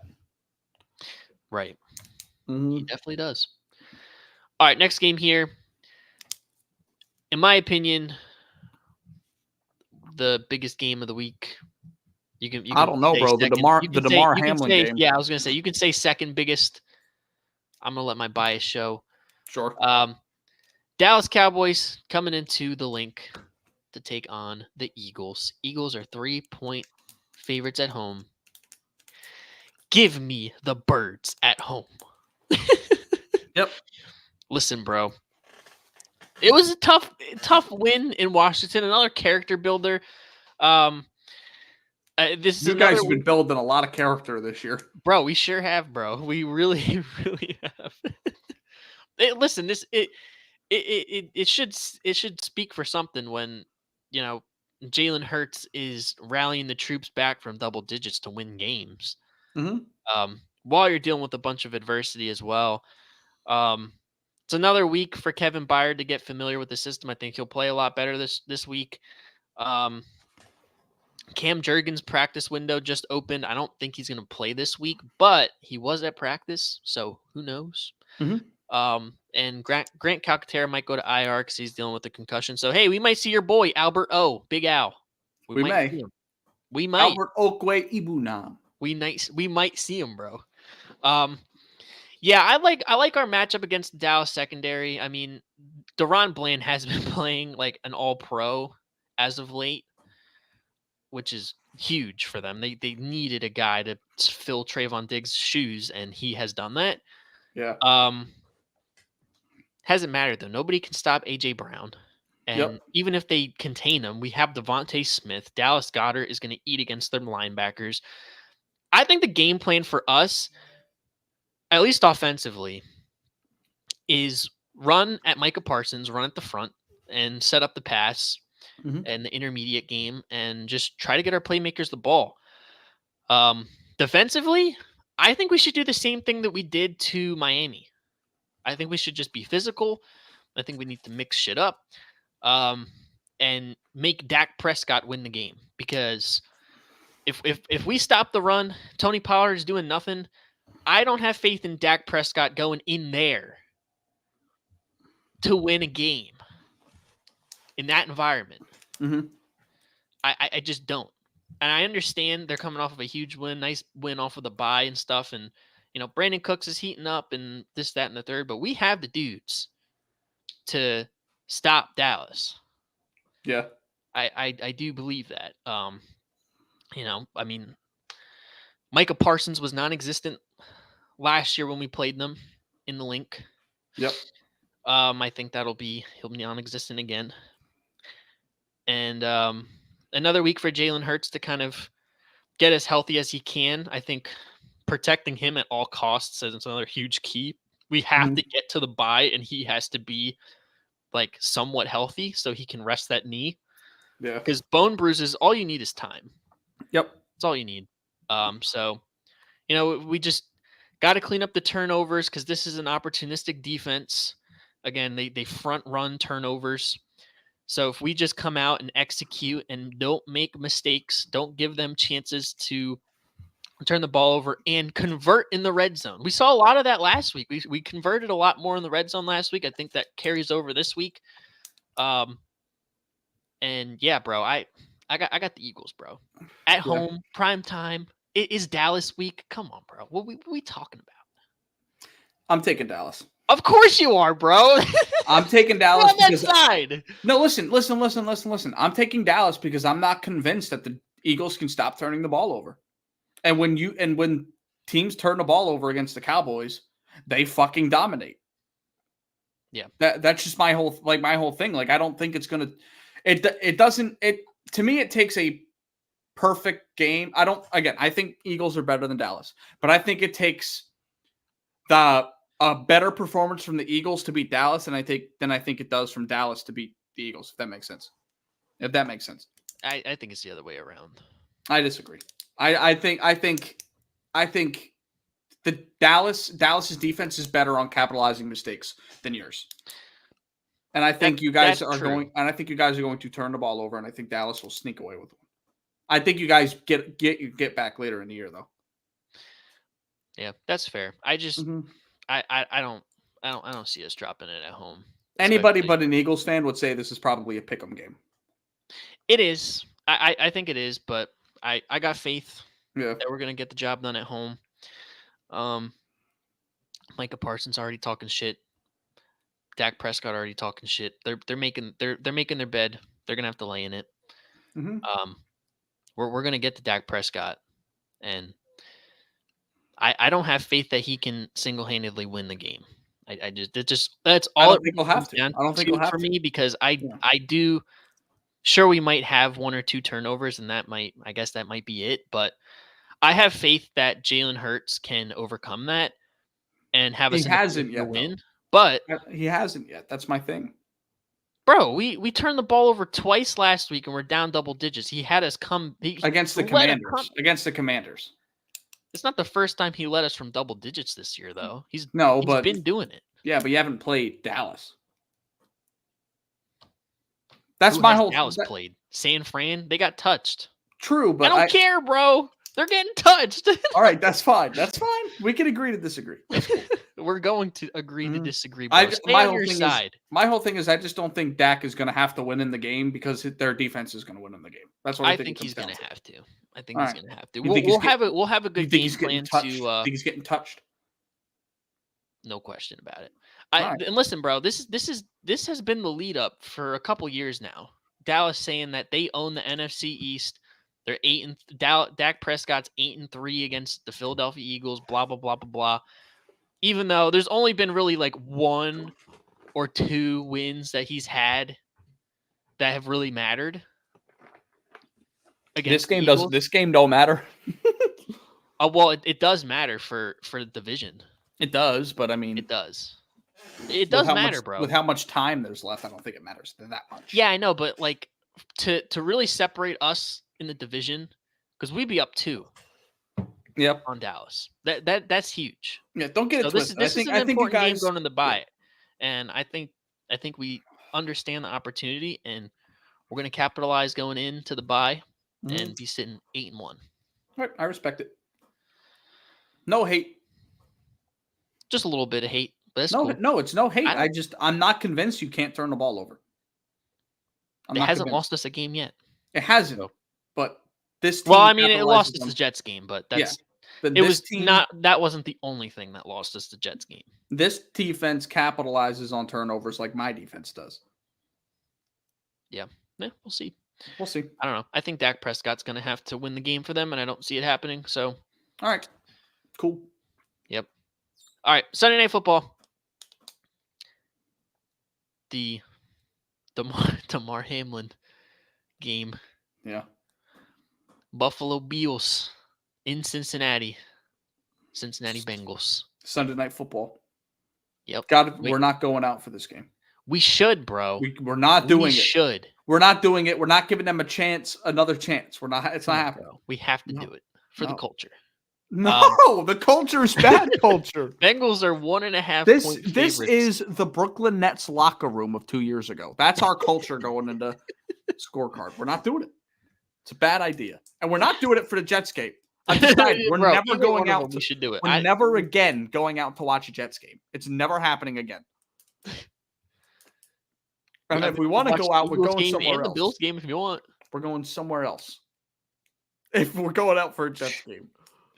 All right, Bengals are 1.5 point favorites at home. This is tough. Yeah, it's a pick 'em. This is a pick 'em. I like the Bengals. I think I'm taking them. I think they're on the uptick when the Bills are coming down. They have the better quarterback. I think they have the better offense. And so far this year, I think they've had the better defense, to be honest. So I agree. I'm gonna co-sign that and take Cincinnati as well. Yeah, you know how I feel about the Bills. I've been saying it for years, and I've been proven right year in and year out. Up, down with Josh Allen. It's just how it goes. Last week, up game last week. Time to come down. I mean, they're coming off of a mini bye too, and they just got Rasul Douglas in the building. Good for them. Leonard Fournette. Good for them. Don't change nothing for me. Rasul Douglas. Listen, Latavius Murray was not the savior. Leonard Fournette is not the savior. Just putting it out there. Maybe when they get the playoffs, we get playoff Lenny. Then sure, he could be the savior. Though, if they can get there. But I got news for you. The same playoffs. Yep. Yeah. Believe it or final not. game on the slate. Your New York Football Jets hosting the LA Chargers. New York Jets. Next question. I'm taking the Chargers at -3. All right, that's cool. Now, I definitely can see us losing this game, but I do think our defense will keep it within 3 points. If it's not a push, I think we'll lose by 1 or 2. I think the matchup's very bad. The only good thing about this Chargers team is that offense, and so far, no one's been able to fuck with our defense, and I don't expect it to happen this week. If it does, cool. I was proven wrong, but if not, I just don't see it happening, and I think Zach Wilson can actually do some good things against that shitty-ass defense. Yeah. Well, for me, it comes down to I don't think that they can keep up with Justin Herbert if it comes down to being that way. No, I don't think that's what it's going to come down to, because I don't think we're going to have to keep up with them, because our defense just doesn't give up points or passing yards. We just don't. To me, the X factor in the game is Austin Eckler. If we can slow him down, then yeah, I think we have a chance to win. But if he has a great game running the ball and has a couple great plays, you know what I mean, and flat, sure. But I don't see it happen. I don't know. We very well could lose this game. I just don't think. I don't know. Is it? I don't know. Am I being biased right now? I don't know if I am. You are being a little bit biased, bro. I don't know if I am though, because the Chargers have been the most fraudulent good team all year, and they've been like this year in and year out. This is a game that they would lose. Monday Night Football on the road. This is a game that they would lose, and I think the matchup is perfect for us. Yeah. If we're going to play any good team this week, it would be like to get us to 5-3. I'd want to play the Chargers. True. I don't want to play the Bills again. So like, yeah, interesting. We'll see. I don't know. I think it's a good momentum builder for them coming off of the Bears. I know it's the Bears, but yeah, you know they got to get back in the win column. They have to get some momentum rolling if they want to make the playoffs. Yeah, they do. And this is the game that they're going to want to do it. Yep. But I just think our team's just hungrier right now than we are scrapping for every possible win we can get. We don't care what it looks like, because the inevitable's happening. The impossible is happening soon. Yeah. Next month, bro. Probably. Like, I won't be surprised if we're sitting at 6-3, 6-4, 7-3. If that's a possibility because of the schedule we have coming up, I don't see how he doesn't come back. Even if we're sitting at like right now we're 4-3. If we're sitting at 5-5, like with the way the AFC's been going, we still have a chance. Yeah. So. Yeah, bro, for sure. So we'll definitely have to see, but yeah. Why don't we get into our locks? Yep. Let's do it. Start with mine. Take it in. Wrong. No. Listen, bro. I went 3-3 last, or 3-0 last week. Wrong. Picks my locks of the week. So did I. Hey, listen. If y'all tailed, would have made some bread. Facts. We should have done that, bro. Should have tailed our picks last week. Yeah. Oh well. All right. So my first pick here, I got the Colts -2.5 at Carolina. I like the matchup against Bryce Young. I also like the matchup against the Carolina secondary for the receivers. Gardner Minshew can sling that thing. He can distribute it.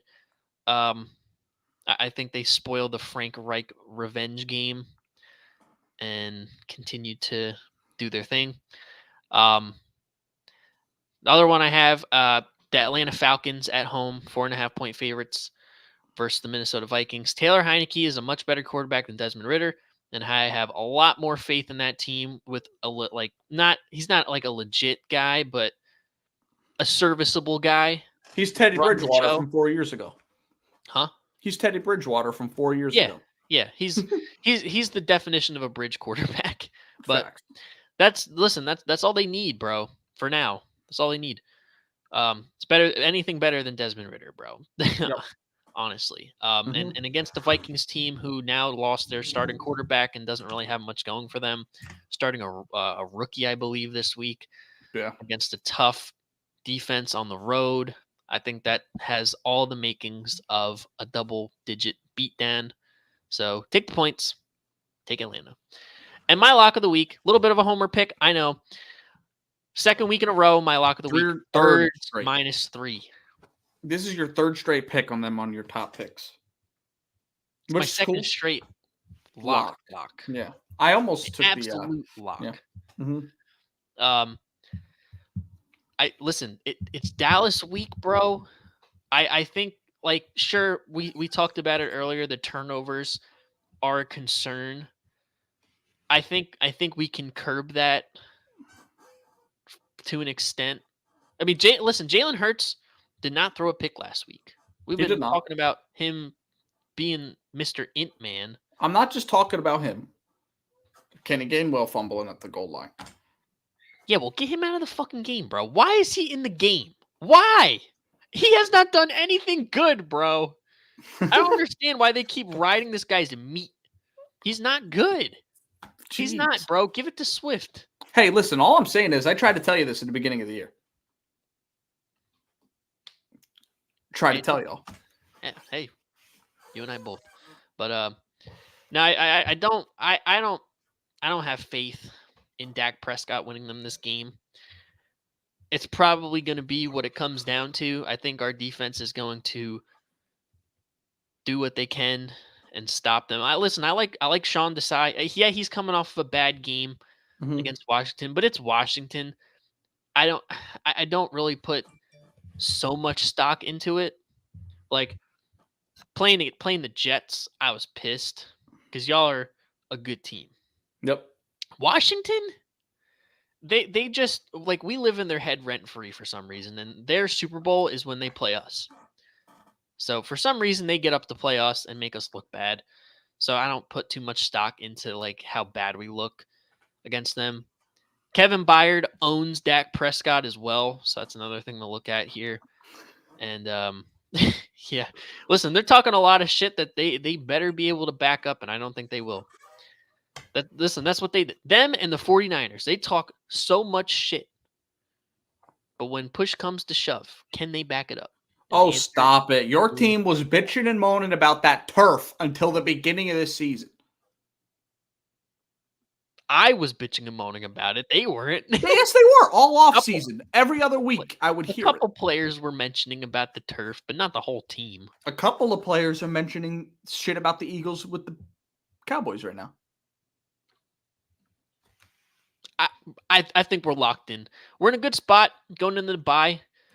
We need to get a win here, kind of separate us as the sole number one team in the NFC. And I think we do that at home. We've been on track. We're going to keep doing our thing. Mm-hmm. And I think, hey, two hot predictions. Kevin Byard pick. And did you make that pick last week? No. Yeah, you Kevin did. Byard Kevin Byard's going to pick. Listen, he's playing his child, Dak Prescott. Kevin Byard pick and A.J. Brown for another 125 yards. Jalen Hurts for 2 turnovers. No. All right. That's cool. No. Stay on this side, bro. I understand. All right, let's look at the correct picks of the week. Let's look at the wrong picks of the week. All right. So I took the Chiefs in Frankfurt, 1.5-point favorites, technically at home, I guess. But in Frankfurt against the Dolphins, one thing I do think I didn't mention earlier is I think the Chiefs team travels well. And when you're an air raid team like the Dolphins, it kind of gets tough. And I don't foresee the current champions of the NFL losing 2 straight. This is a team that has seen adversity all throughout Patrick Mahomes' career. I don't expect them to lose this game whatsoever. So I took them. And then this one's a little bit of a sweat. Bengals -1.5 against Buffalo. I just think, again, every time I've picked against Buffalo, I've been proven right. Everything I say about Buffalo is right. If I'm wrong a lot of the time and a lot of my takes, I'm very rarely wrong about the Bills. Sounds like a pride thing. It is a bit of a pride thing. I'm confident in my assessment of the Bills. So, yeah. With that being said, I liked Cincinnati to win this game at home, Sunday Night Football. Joe Burrow's a better quarterback, better offense. You know what I'm starting to think, too, about the Bills? I think they're a poorly coached football team. Yeah.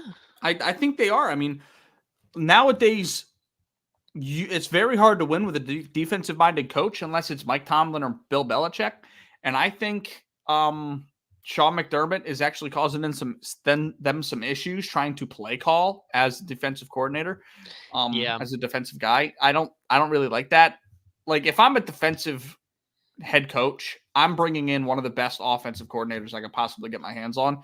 That's just me, Letting him worry about the offense. Let him worry about the offense. It's fine if like you're calling defensive plays, but And you look at teams with offensive minded coaches, like they're able to rebuild their offensive lines in an off season or figure out the running back in an off season. Like the Bills have been trying to figure out their offensive line for like 4 years. Yeah. And it's just not been there. Same thing with the running back position. I think part of that has to come down to your main talent guy. Your head coach is a defensive coordinator, is an original defensive coordinator. So, yeah, with that being said, I like the Bengals at -1.5. Yep. And then my absolute lock, I love the Giants here at +1.5. I get points, and I expect them to win. Easy for me. Hey, shout out Mom's Giants fan. My mom. She'll like oh, that your mom? pick. Your mom? Yeah, shout out. My mom. Yep. The Raiders, like I said, they're reeling. They don't have a coach. They don't have an offensive coordinator. They don't have a GM. Call John Gruden. You know what I mean? Sign Henry Ruggs, whatever you got to do. But I don't see both these teams are bad, but I think the camaraderie and the consistency of the Giants will prevail in this game, even though they don't have their starting quarterback. I still like them. So, yep, that's my lock of the week. Yeah. Hey, I don't hate it. My mom's definitely going to like the Giants pick. Shout out moms. They haven't had much to cheer about, but hey, it's cool. Yeah. This is their opportunity. I mean, it feels bad that you're a Giants fan, but yeah, how'd that L taste this week? So, yeah. Hell yeah, bro. Looking to have another strong week. I got to get back in the win column here because I'm only 2 games behind you. So, yeah, I got to start opening this shit back up. So Paul, we'll see. Yeah, we'll see. Let's get into what I'm excited for. I took a peek at this when I was pulling it up. So let's take a look here, bro. So I like this up here. Okay. What do you think? Let me know when to stop. Oh, it's not what I wanted. It's not what I wanted. How do I get out of this? There we go. I was to say, what are you doing, bro? How's that? Perfect. Let's take a look. All right. Miami first round draft pick. Atlanta. This is going to be difficult though because we've got 2 rebounding things for each team.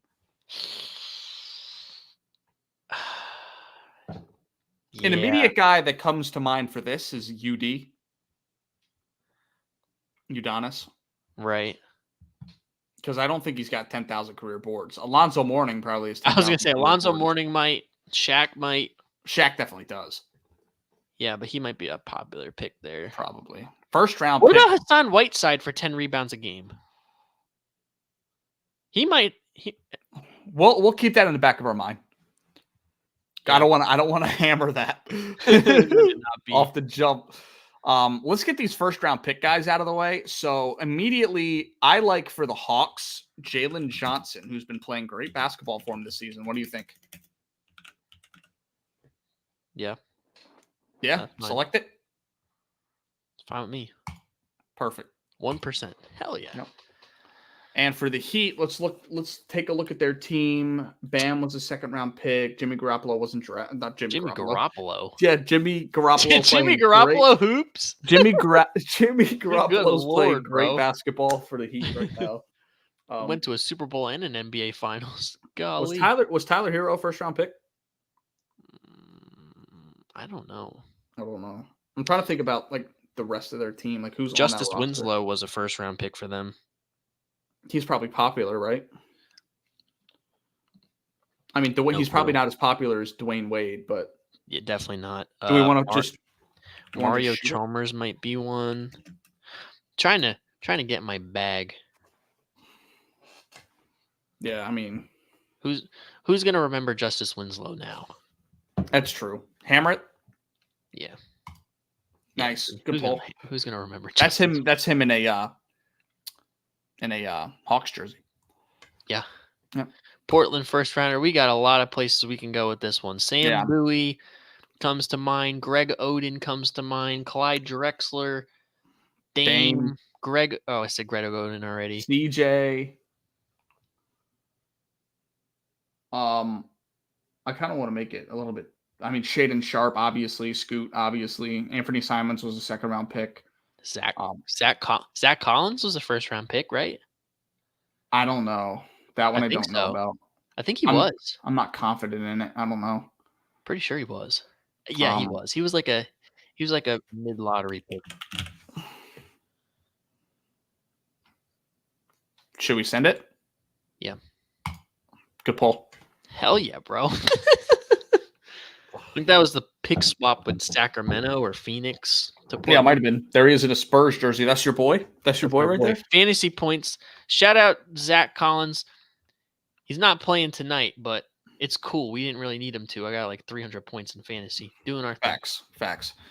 All right. Absolutely putting the meat down on you guys. Yeah. So this is 10 rebound games per season. We could go Nurk here and just get the easy one, but Nurk. Maybe Arvydas Sabonis, maybe. Sabonis isn't bad. Aldridge. That's a good one. He'll probably be 10,000 rebounds in a career. Do you think so? I'm trying to gauge, like, what's the record right now? Isn't it like fucking... No, didn't LeBron just reach the 30-10-10? So, like, I feel like 10,000 rebounds is a lot. Yeah.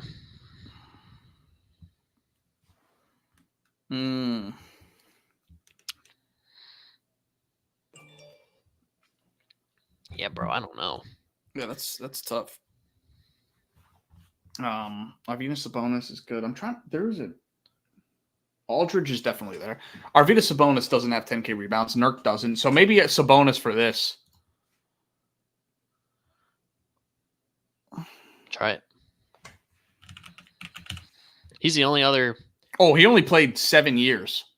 Okay, so probably not. No, probably not. We need to think of centers that like spend a little bit of time there. Walton? How long? I don't think he played long. I don't know if he did. 12 years. Yeah, but he didn't play at all with Portland, but does that matter? No, it doesn't have to be 10K with the team. It just they have to be on the team and have 10K rebounds. I don't know if he had 10K, though. 12 years isn't a whole lot. Well, let's look at like all-time centers. I mean, Scottie Pippen doesn't have 10. He's not a center. Sheesh. Rodman never played with them, did he? No. Man, bro. Obviously, Jabbar never did. O'Neal. I don't know. I feel like Bill Walton's really the guy. Let's keep him in mind. I don't want to hammer that yet. Yeah. But Wilkins probably didn't get the 10. Hawks, Mutombo. Yeah, Mutombo. That's probably like the only one. Other than guys that like just so happen to fall in there at some point. Yeah. This is kind of crazy. You think Paul Millsap has 10K rebounds? No, bro. No way, dog. No shot. There he is, Mutombo. There he is, right at the top. Yeah, let's take him. Whew. Yeah, I know. Popular, but hey, it's a pick. Yep, a win is a win. And then 10 rebounds. We could do Clint Capella for this. Yeah, but that's going to be a popular one, too. It is. Millsap might have had 10 boards for them. Yeah, probably. Him or Al Horford? Al Horford, 100%, bro. Not even a question. Should we take him? Yeah. Yeah. Not too bad for the player. I'll take. Okay. That's not bad. I kind of want to try Haslam for this. I don't know. I don't know. Did Bosh I feel more confident in Hassan Whiteside, bro. All right. I'll take that. Hassan Whiteside. Good. Send it. I mean, he was an all-star for them. Yeah. Good pull. This space is open for Nurk. This space is open for Bill Walton, and in this space we have Shaq. So we could do Shaq. UD definitely doesn't have 10K rebounds. What are the didn't. I mean, Alonzo. I don't think Alonzo Mourning. Maybe. I don't know if he hit 10K. How long did he play? He played for quite a bit. Yeah, 15 years. I'm trying to think who else was over there that has played for a minute on the Heat. Chris Bosh. He didn't have 10,000 rebounds. He didn't play long enough.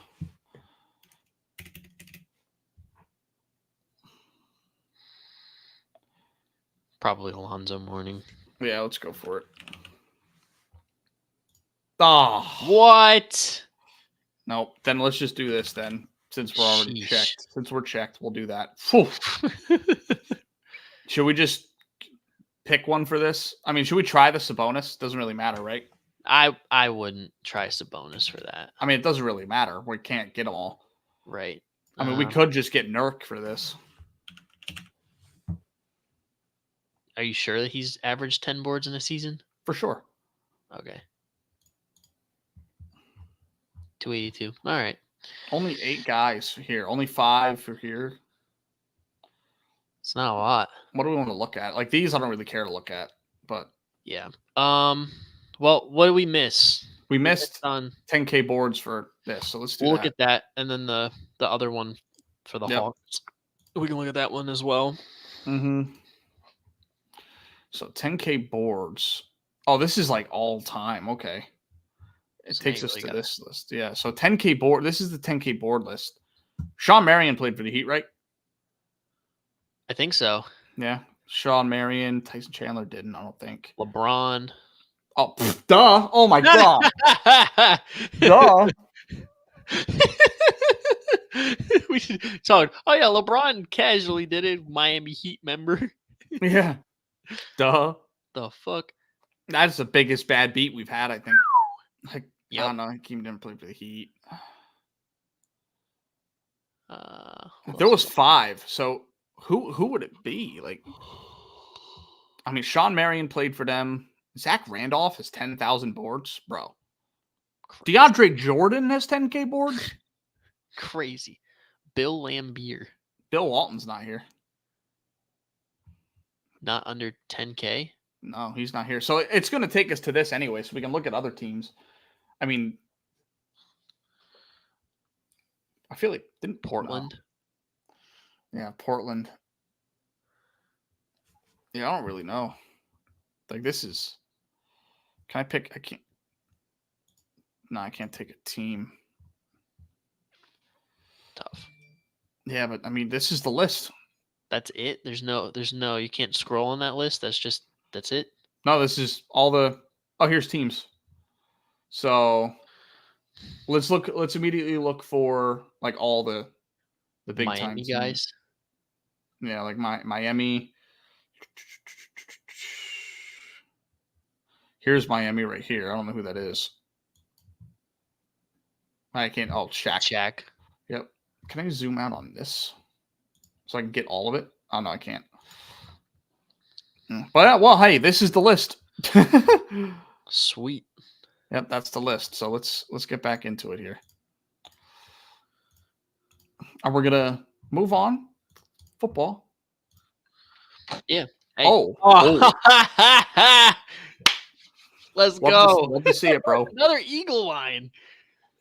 Man, we're gonna eat good tonight, brother. Harold Carmichael. Let me think of another poll, because yes. Or who was your 7th round draft pick last year?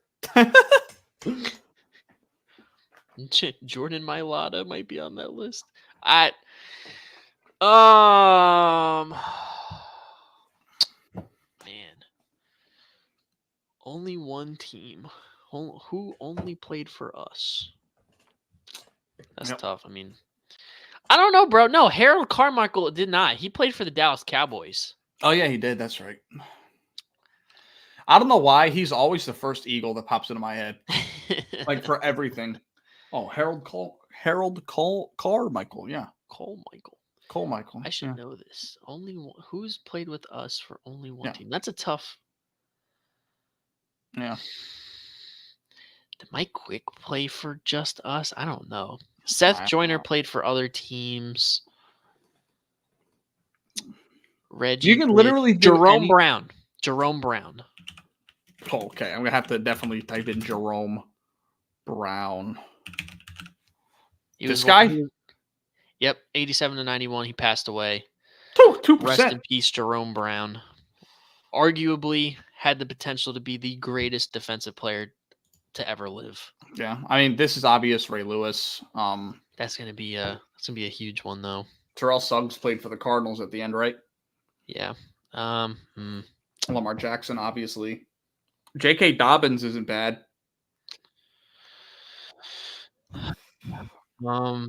Digging back and trying to file through the lower end of these rosters is going to be impossible.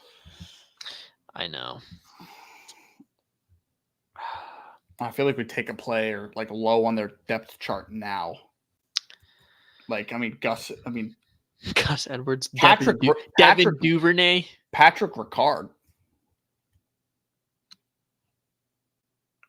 Devin Duvernay, yeah. I just think because he's a skill position, he'll be popular. I don't know. Maybe. Probably not, but it's up to you. Patrick Ricard's available. Who's Tyrell Huntley? Tyler Huntley? Tyler Huntley? Tyrell Huntley? Yeah, that's how little I know that man. Pro Bowl alternate, Tyler Huntley. Facts, bro. What a guy. Yeah. He can tell his kids one day I was a Pro Bowler in the NFL. You know, Lamar Jackson, I backed him up, and you know what? I was so good that one year I was a Pro Bowler, and he wasn't. Until you look up that he was hurt. Yep. Yeah, I don't know, bro. Any of those I think would be solid. I really don't know. Nice. 0.8%. That's Golly, wild. Y'all don't watch football? What about Khalil Herbert? I don't know about Khalil Herbert, dude. Khalil Herbert. Cole Kmet. Yeah. I'm just trying to think of backups. Yeah. I mean, like Jalen Johnson. He's not a backup. He's a dog, but who knows Jalen Johnson? Like, I didn't know he was a star corner until I saw him in trade rumors. Yeah. God, bro. Kyle Hamilton would have been really good for the Ravens too. Yeah, I didn't want to go with a rookie though. He's not a rookie; he's a sophomore. Yeah, that's true. Like a guy like that though. Yeah. Because obviously you can put like all of the first round picks for this and be like, oh yeah, Tyler Badgett, Tyson Badgett. Yeah, whatever, bro. No shit, Sherlock. Khalil Herbert, bro. Him or Cole Kmet, bro. Any one of those two, because I know Cole Kmet has only played for the Bears. Go Cole Kmet. I'll ride with you, bro. Polls. 2%. 2%.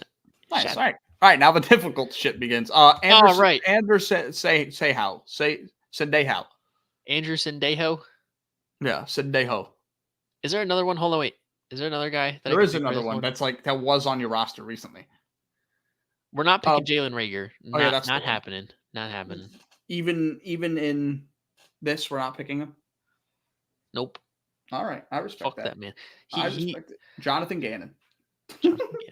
Just true, but coaches, we cannot pick coaches for this. Yeah, go with Sendejo. Nobody picks him. 2%. Yeah. I don't know why I remember Eagles, this man. Panthers. We're not picking Miles Sanders. That's a popular one. Yep. Reggie White is a popular one too. Yeah. Nobody would really know that he played for the Carolina Panthers unless they really dug in. Let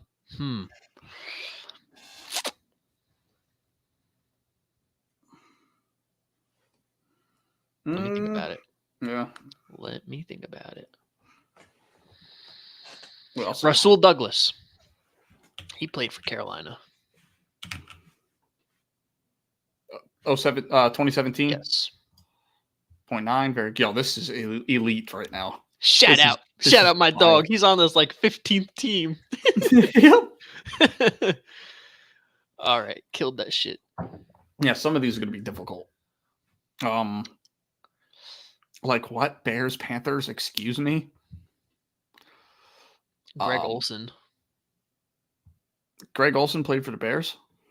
and the Panthers. Well, I know he played for the Panthers. He made his money there. He did play for the. I think he got drafted by Chicago. Send it? Yep. 9%, still pretty good for a guy that was really, really good. Yep. Ravens, Panthers. Bears, Vikings is like weird. That's weird. We could do Panthers, Ravens, Steve Smith, but that's a popular one, so let's not do that. Super popular. Keeler's drafted there. Was Shaq Thompson drafted by the Panthers? No clue. Okay. This is wild, but did Kelvin Benjamin play for the Ravens at one point? I for some reason I can picture him in a jersey, but I'm gonna say no. just saying. Yeah. Mark Ingram play for the Panthers? No. Vikings? I don't think so. But... No. Nope.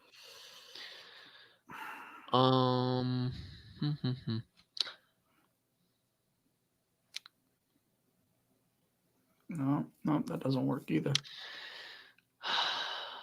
Foles never played for the Vikings. Trying to dig deep into my bag here. I know. Bears, Vikings. Oh, that's brutal. Robertson didn't. Bears, Vikings. Interesting. Matt Forte didn't play with the Vikings.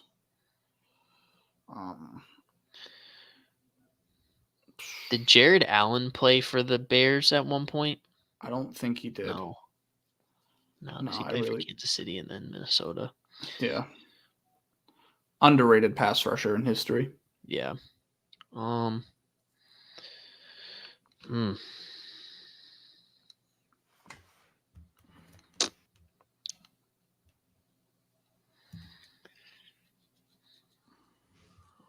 I don't know. Yeah, it's tough. That is a tough one. Can't have it.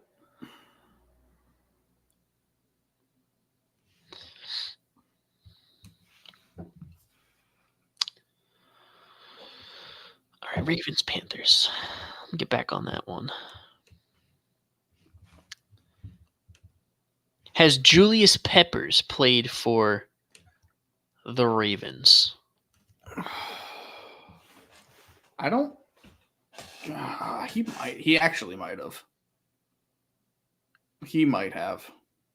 I'm not confident in that one, but I'm not either. I know Julius Peppers has played for a couple teams, and he was drafted by the Panthers. Yeah, Packers, Panthers. He could have probably been for the Bears.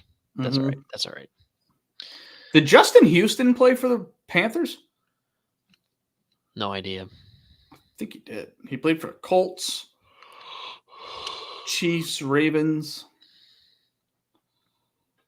Yeah, I don't know. I don't know that. Yeah. Vikings, Bears. This is tough. These are a hard three. Yeah, these are really difficult. Yeah. If only the whole list could be eagle. It'd be done. Yeah, 5 minutes. We'd be done. Yeah. I'd be bored. I'd be having time of my life. I'm sure you would. You'd be glazing yourself over there. Oh, man. Teddy Bridgewater didn't play for the Bears or the Ravens. What about kickers, bro? Did Steven Hauschka kick for the what? No, I don't think so. The Bears? What about Morton Anderson? Wait, what about I don't know. What about Pinheiro? Didn't Pinheiro play for the Vikings and the Bears? Maybe. I know he played for the Bears. Maybe. I don't know. Cody Parkey. He didn't play for the Vikings, though, I don't think.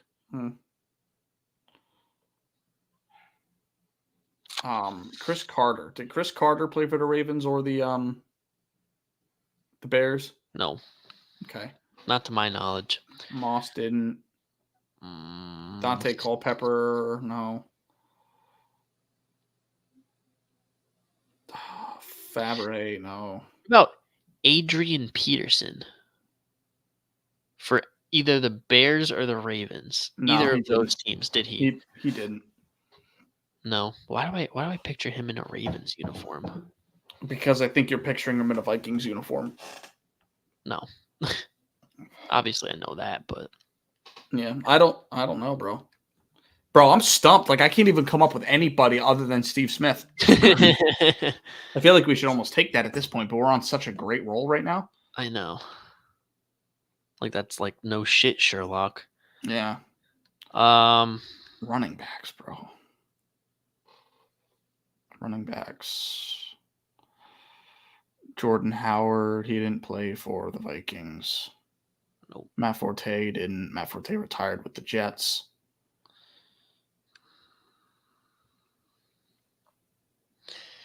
Sam Bradford didn't play for the Bears. Nick Foles didn't play for the Vikings. Sam Brad? I thought no, he didn't play for the Bears. He didn't. He played for the Rams, Eagles, and then Vikings, and then called it quits. Mm-hmm. What a guy. What a guy. Case Keenum, no. For some reason, I'm picturing him in a Bears uniform, but I think I'm just trying to make anything possible right now. Bro, I'm stumped right now. Me too. Jimmy Graham never played for the Vikings. No. Martellus Bennett, did he play for the I don't think he played for the Vikings. Mm-mm. I feel like there's going to be a bunch of like easy guys on here. There are going to be, and we just can't think of them. Should we take Steve Smith? We'll be here all night. Yeah. I'm going to hate myself when I see people. Yeah, see 74%, bro. Obviously. This one just seems easy for some reason. I know. Like there's a player that I feel like I should know that played for both of these. Good Lord. I know Jay Cutler didn't play for them. No. What about Rex Grossman? I have no idea. I didn't even know he played for any of these teams.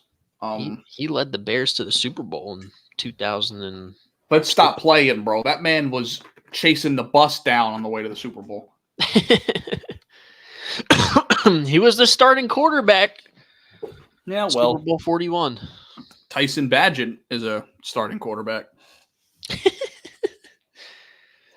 Oh Lord, Kyle Orton. That I don't hate. Played with the Vikings. Okay. All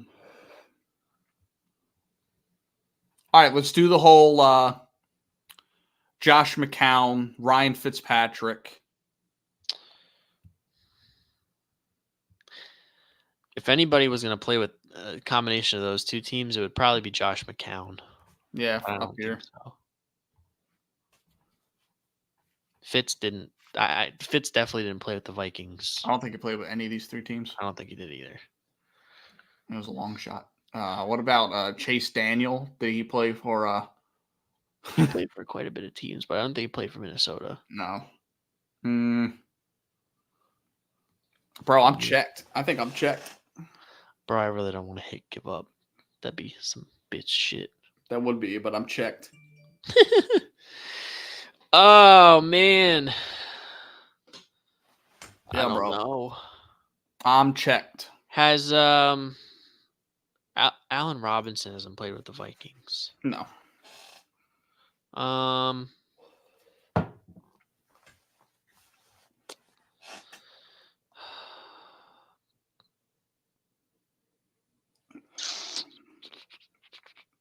Did Calais Campbell play for the Vikings? No. I don't know, bro. Man. Hey, chat, help us out. Ain't nobody in chat. Help us out. What's his face? Michael Pierce. Did he play for the Vikings? Who? Michael Pierce, I don't know who that is. D tackle for the Ravens. Oh, no clue.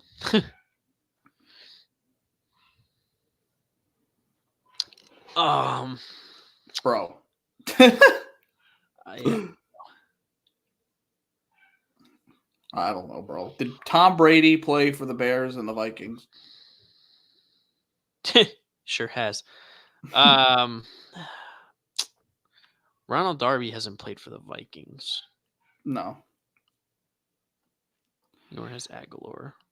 No, Aguilar hasn't. Man, bro, this is tough. Yeah, bro. I'm about ready to check it. Has Devin Hester played for the Vikings? No, No. I don't think so. Good Lord, this one was tough. Facts, bro. I think it's a wrap. Why you gotta give up, bro? Because it's what I do. I give up. I have no will. I know you don't. Oh man. I think we used all our brain power on those first What about 6. Charles Tillman? Has he played for the Vikings? No, I don't think I so. think so. What about Ha Clinton Dick? No, Clinton Dix played for the Bears. I know he did. He might have played for the Vikings. I don't know. Send it. You know what? Might as well. All right. Yeah. I have a feeling that he got signed there. Nope. Okay. Now we give up. Well, fuck me. Now we give up. Ah. Maybe. Do you want to?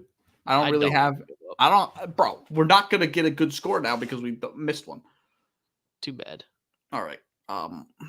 Did Joe Montana play for? Yo, bro, this man is so checked out. Yeah, bro. I've left the bag. I've dropped the bag off at the crazy farm, and I've left. I put the bag in the garbage can and walked away. I am Andre Roberson on offense right now. Yo, bro, stop. I'm trying to concentrate. This Did man's Andre Roberson play for the Bears and the Vikings? he sure fucking did, bro. Yeah. What about Pat Pete? Did Pat Pete play for the Ravens? I feel like he did. I feel like I'm he not did willing too. to put that kind of commitment down. Bro, we can't get them all. I'm trying to get them all. We can't. We have one guess left and 2 spots. I know, bro, but I'm trying to get as much as we can. I'm about ready I to don't know. just send anyone at this point. I mean, Did Brian Hoyer play for the Vikings?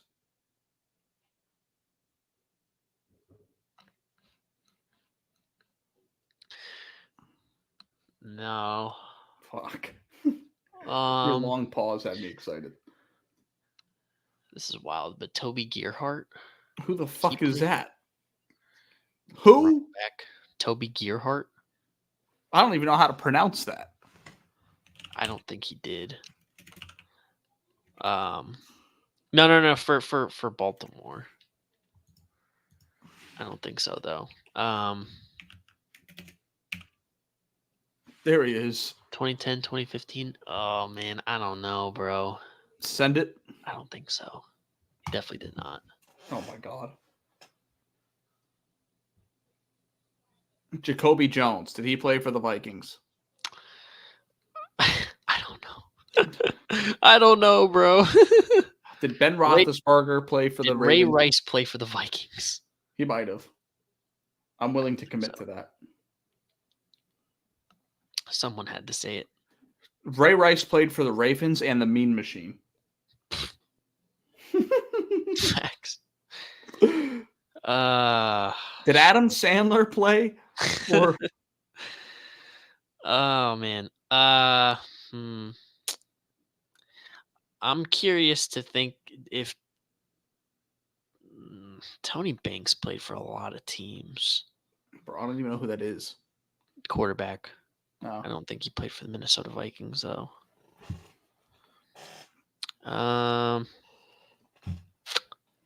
What about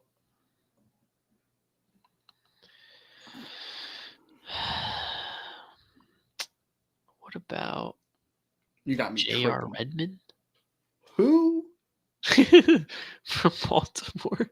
I don't know if he played for Minnesota though. I don't think he did.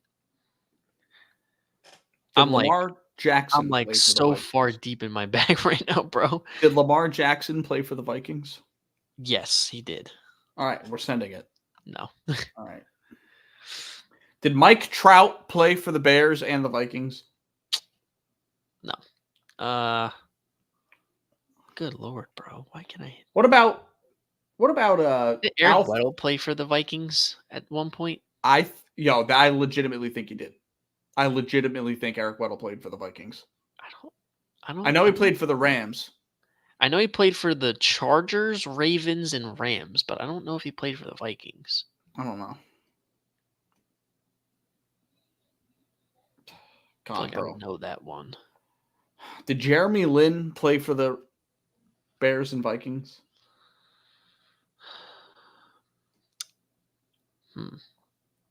Bro, it's checked.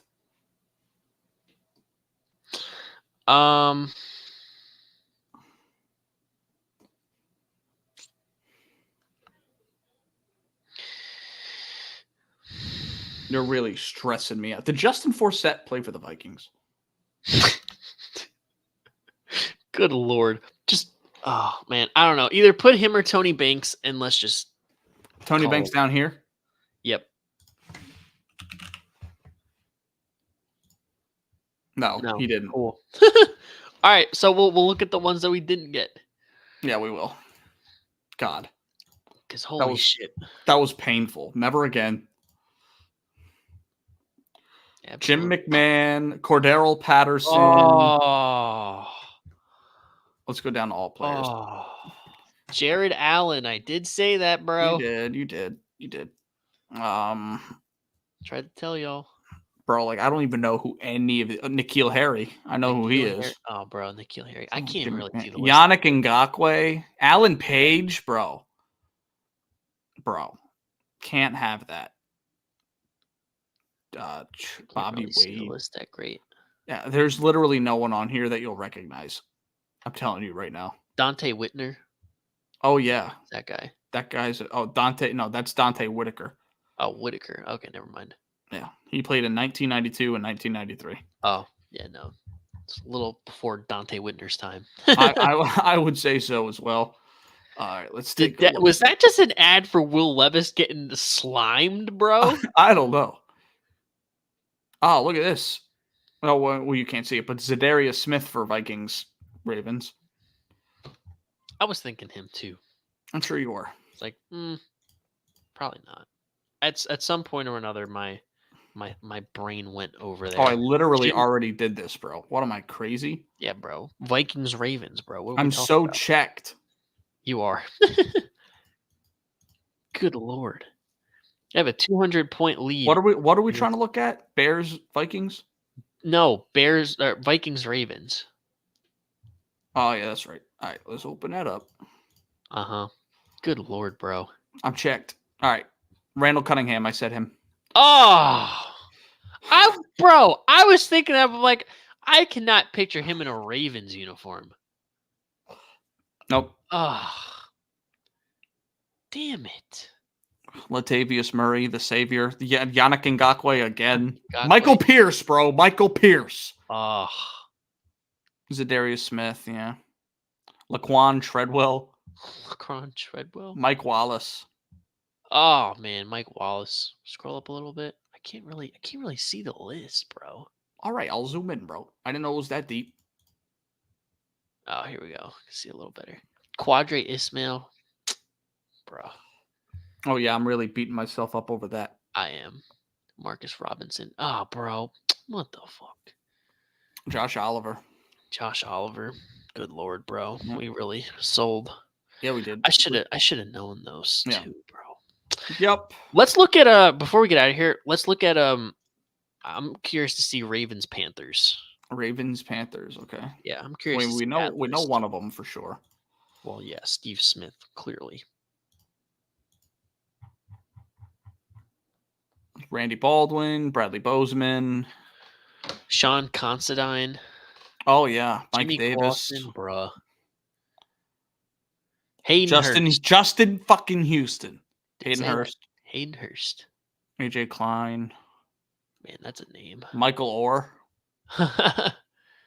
poor guy, Jordan Poole, Torian Poole. Willie Snead.